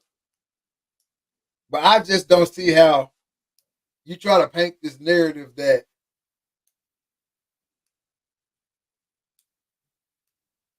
the program isn't better. Yeah. Or the program isn't on the level of all these other colleges out here. Are there some programs that are better that are tenured out? Hell yeah. But they came in the game at minimum middle of the pack. But right now we sit here trying to act like, or not we, because I still think they're gonna turn up the season. But right now the country's trying to paint the narrative that they gonna come back. Oh, 3 wins is maximum. They go, man, get that shit out of here. I'm not buying the Colorado trash narrative. I think they're gonna be good. I think they tightened up some spots they needed to tighten up. It's all based on the O line. If the O line protects, it's over with. Shador is the best QB in the country. Yep. And not And to mention, if he wasn't Deion's son, y'all would agree with me. oh yeah, and that's another thing too. And he, some guy, I think he was on some show, and he said, he goes, if I was not my dad's son, I'd be in the conversation for everything. I'd have been in the Heisman conversation. All that. But I'm getting knocked down because of who my dad is. My brother get knocked down because of who our dad is. Straight up. Right like that. If Shador is somebody else's son, it's a whole nother narrative painted. If Deion was in prison, he wasn't Deion Sanders. Like, he still had the same name, but he's not prime time. And Shador grows up in a single mother home. Boy, we rolling out the red, gold, whatever color carpet you want to name it. We rolling it out for him every weekend. We've seen it. We've seen guys with less talent get it. But because his dad's Deion, same thing with Bronny on the other side. But because his dad's Deion, we can't let you have it. You talk too much. You talk too much. You too flashy. How you throw that ball? How you manage this team? That's what we need to be talking about. Everybody celebrating. Shit, in the NFL, they give them like 25 seconds after they score to do a celebration. To the point where they got choreographed dances. You can do a whole damn team dance. But he talked too much. He too flashy. He should just shut up and play. Y'all wasn't saying that to Baker Or Johnny. or Johnny. Nobody. What they call? Oh, he's a competitor. He's a competitor. Newsflash. You're going to see a whole lot more of it because you know why? He ain't the only one in there with money now. He just the only one that ain't worried about losing the money. So you're going to see a whole lot more celebrating. You're going to see a whole lot more flashy. Hell, they all pulling up to the damn arena in Lamborghinis and Mercedes and Range Rover. They all flashy. So what are we really talking about now? So that's where I'm at with the Colorado shit. I really don't even have a conversation with nobody because that shit. It irritates me, and I think what irritates me the most, or gets me more irritated, is I was actually in Boulder. I went there. let's take football out of it. The hotel that I stayed in. I mean, it was now it's nice, but from talking to people, it was like, yo, like, where you staying at? Oh, the Millennium. Oh, you staying over there? Hey, man, let me tell you what happened, bro. These people was getting ready to close this hotel down. All right, getting ready to close the hotel down. Boom, Dion coming to Boulder. They took every little dollar they had, started renovating the hotel. Dion walks in, meets the owners, talking to him. Da da da da. He tell him, "Hey, we're getting ready to close down. We know you're coming to town. I know you're gonna bring a lot of people here. We took everything we had, but we was only able to renovate 25% of the hotel." Dion look at his I don't know, it maybe not his agent, but manager, whoever it is, one of his people he had rode with him, and says, "Hey, let's make some phone calls. Let's get these people, get this hotel finished." He ain't got to do that. Not his job. This is who he is. And when we booked, they let us know, "Hey, look, this side of the hotel is getting constructed. No matter where you go, small to big chain stores to small mom and pops, they got picture of Dion on the wall. They got pride now in Boulder. Everybody happy. You walk around town, kids in not just Shador jerseys or Travis Hunter jerseys, but all the players they wearing everybody's different jersey. There was it was more than football. I can tell you that. It's more than football than what Dion is doing for Boulder. But people make it sound like, oh, he just there because he couldn't go nowhere else. And no, they're the ones. He looked there and said, I can make a change there. And that's what he went to go do. And then when I hear people talk about, oh, it's all smoke and mirrors, it ain't what you think it is, and all this shit like that.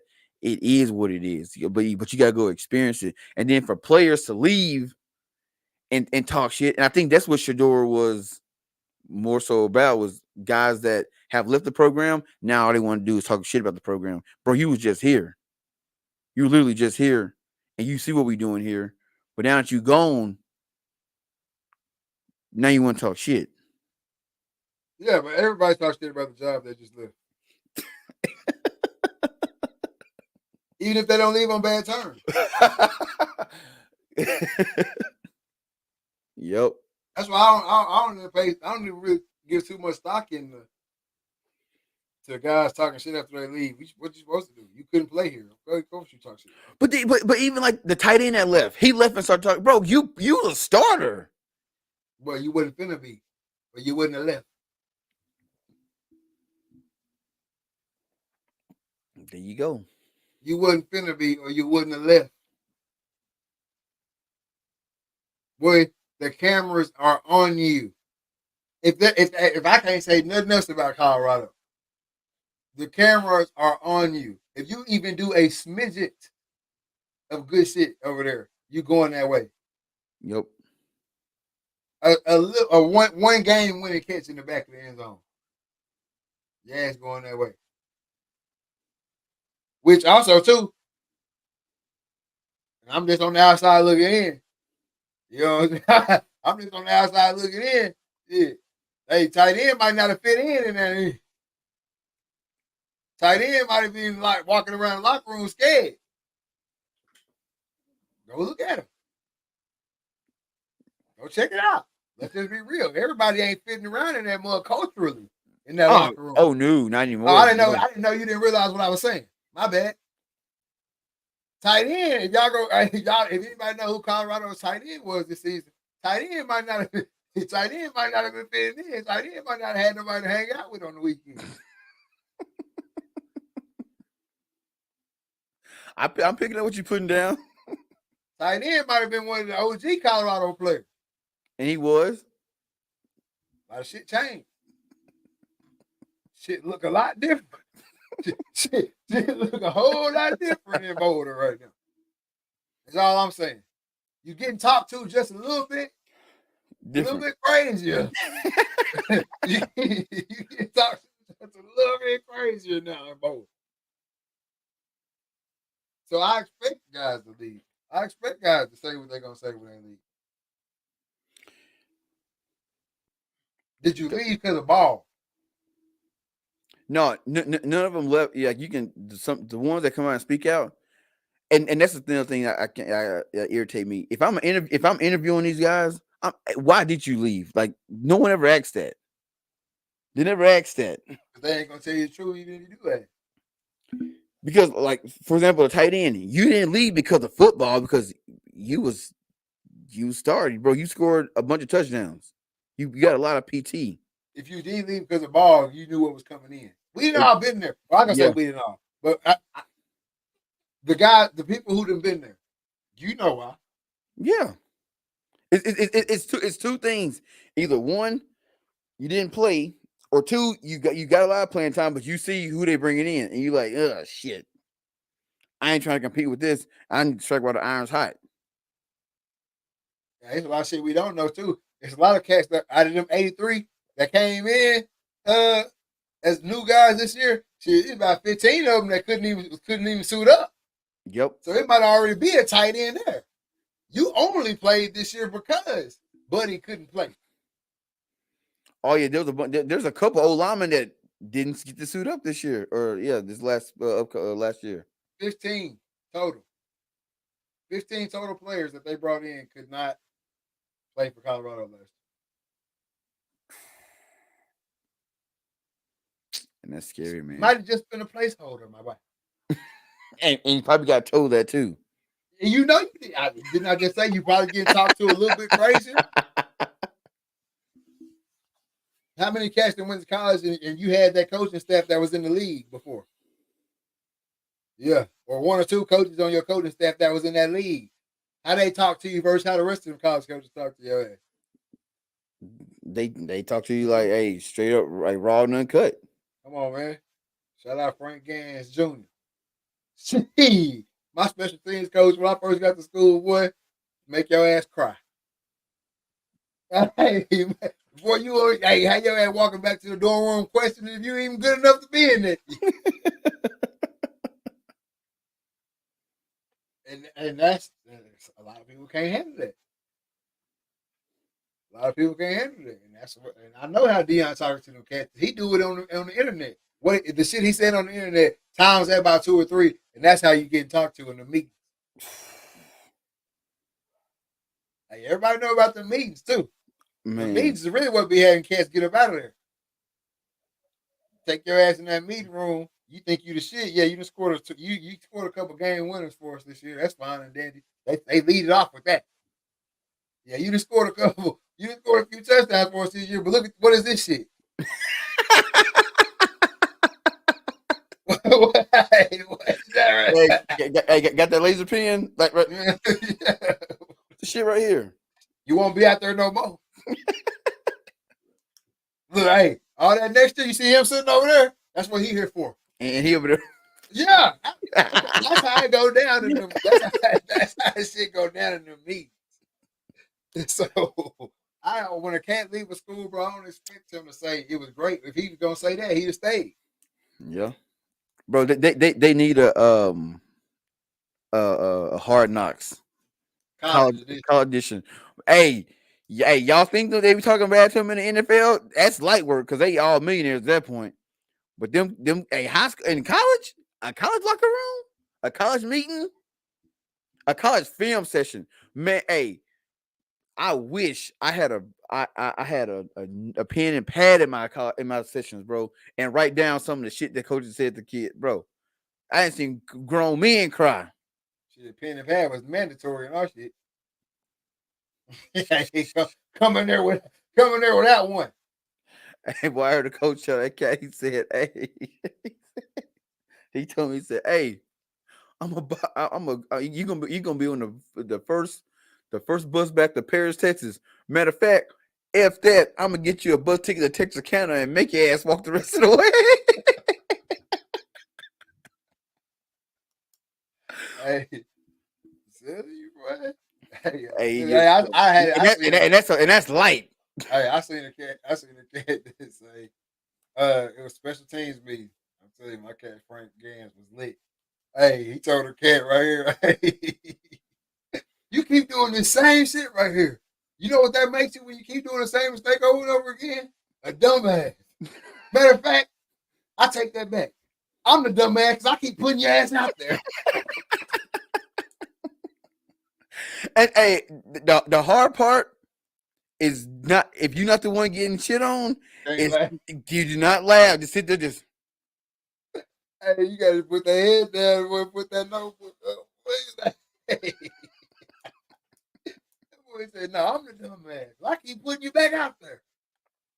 That's the I mean, that's bro, that shit ain't for the regular human, man. no, it be light. That's what I be telling people. Hey, so y'all be thinking this college football on Saturdays, that shit look pretty. It look pretty and clean and polished. But hey, Monday through Thursday, boy, yeah, like you said, having cats all walking back to their dorm room thinking life, man, I don't even know if I want to do this shit, man. I quit, bro. You know how many times cats quit? They don't never quit to the coaches. Hey, they will quit like a mug to everybody else. I'm done with this shit, man. Fuck this. I'm done with this shit. You think you can talk to me like that? Yeah, you can. Yep. He just did in front of everybody. Hey, boy, it's a hard life, boy. It's a Bro, it hard gets life. especially after that freshman year though, it gets to a point though where you be waiting on the meet, especially when you the one that ain't fucking up. You be waiting on the meet. Boy, I used to. I know. I'm gonna tell you now. Them practices and them scrimmages, where, hey, you know you went off. Where you be like, boy, I can't wait till they play my shit. Boy. Hey. Sitting But there, boy. just how fast, hey, you been there and you didn't did some good shit. I sure did. Hey, don't get you pull the step with this foot, and then they get to rewinding it,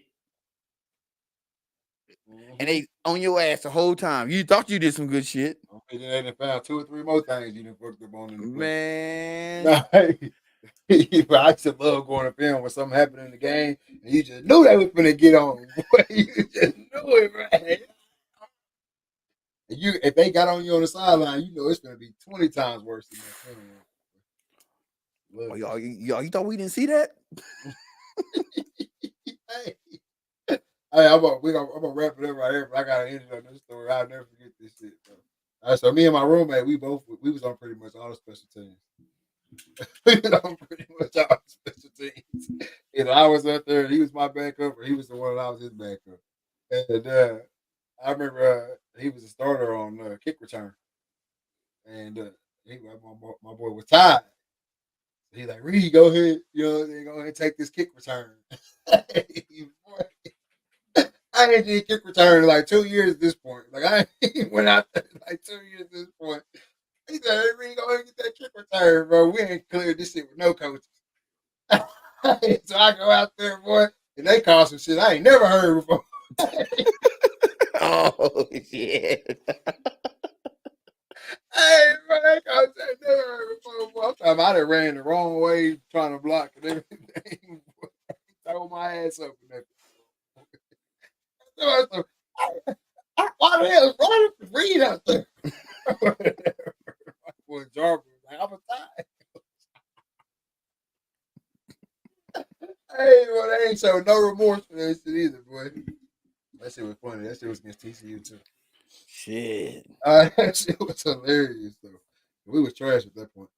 That shit was hilarious. Hey, no, man. I gotta have my favorite part of the show, man. Mental health checks, bro. I gotta know how you doing 1 through 10. Personally, what's going on with you? Physically, taking care of yourself, and business wise, what you got coming up next?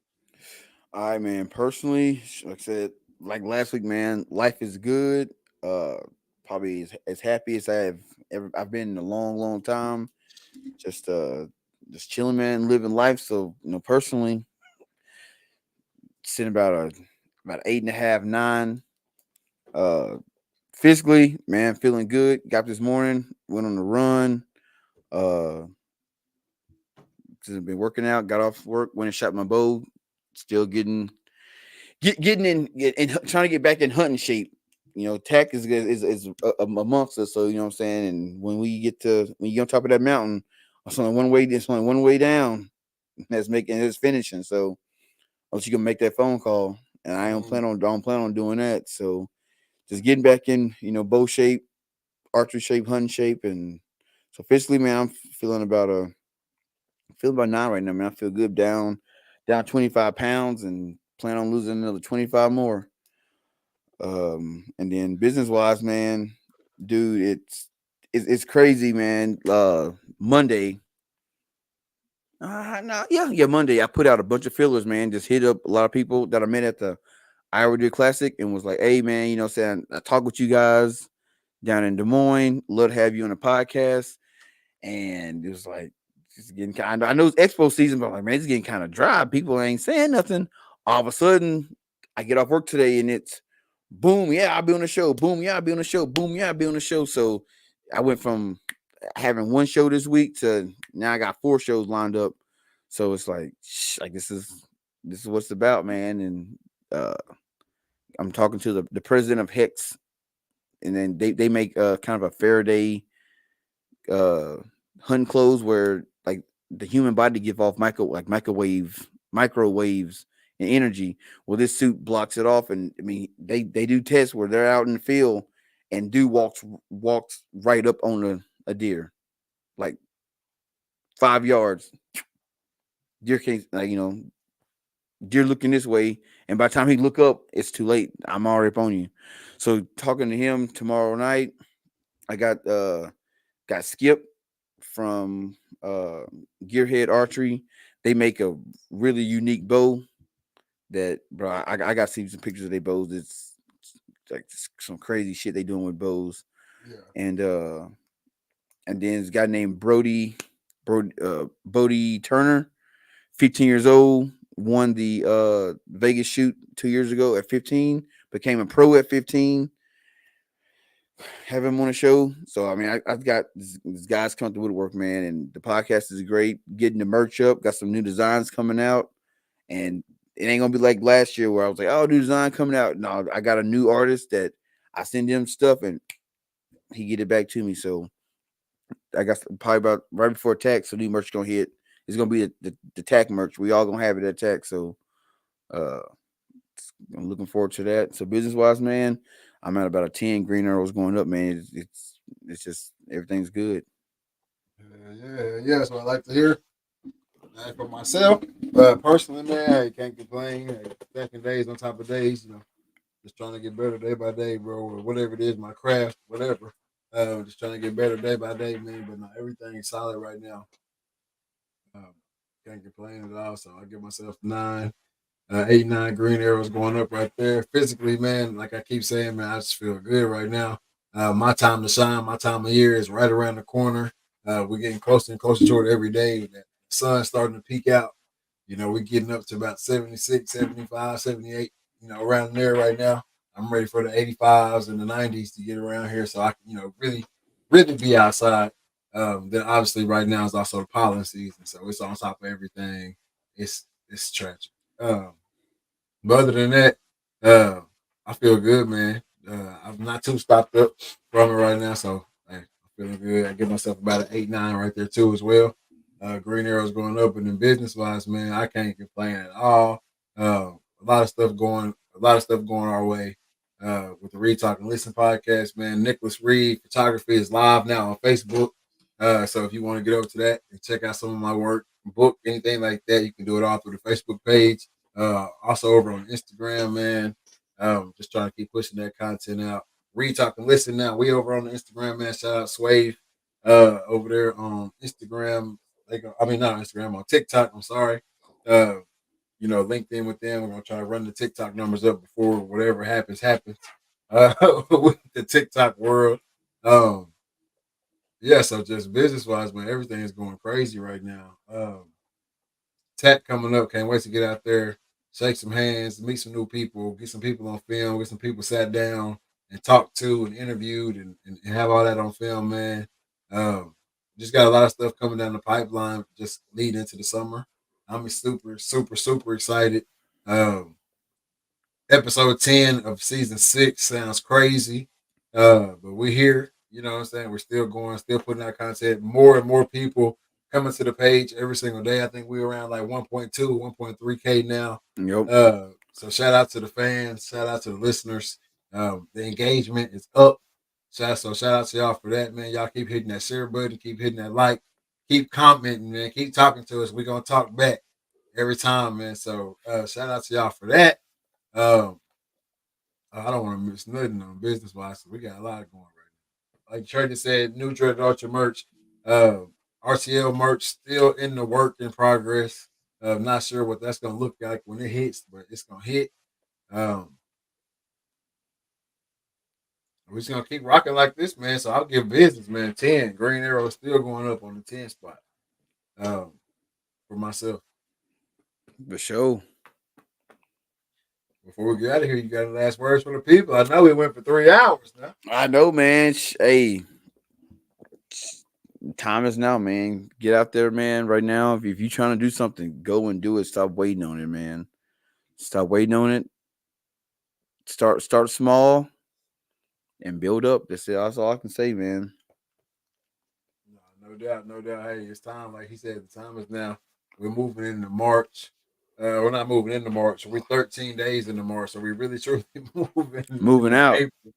Uh, so hey, just have it on your mind, man. You got to do it now. Like if you haven't started by now, you really got to start planning for 2025. Um, but even at that, it's got to be not even just planning. Like you got to have some action going into it. You know what I'm Exactly. saying? Whatever that might be, man. So just get to it. Keep your head down till you come up, man. That's all. That's all I got for you. That's it. And with all that being said, man, this is season 6, episode 10 of the Reed Talking List podcast. I'm your host, Nick Reed, along with my brother and co-host Trey Reed. No killer cam tonight. We are out. Peace.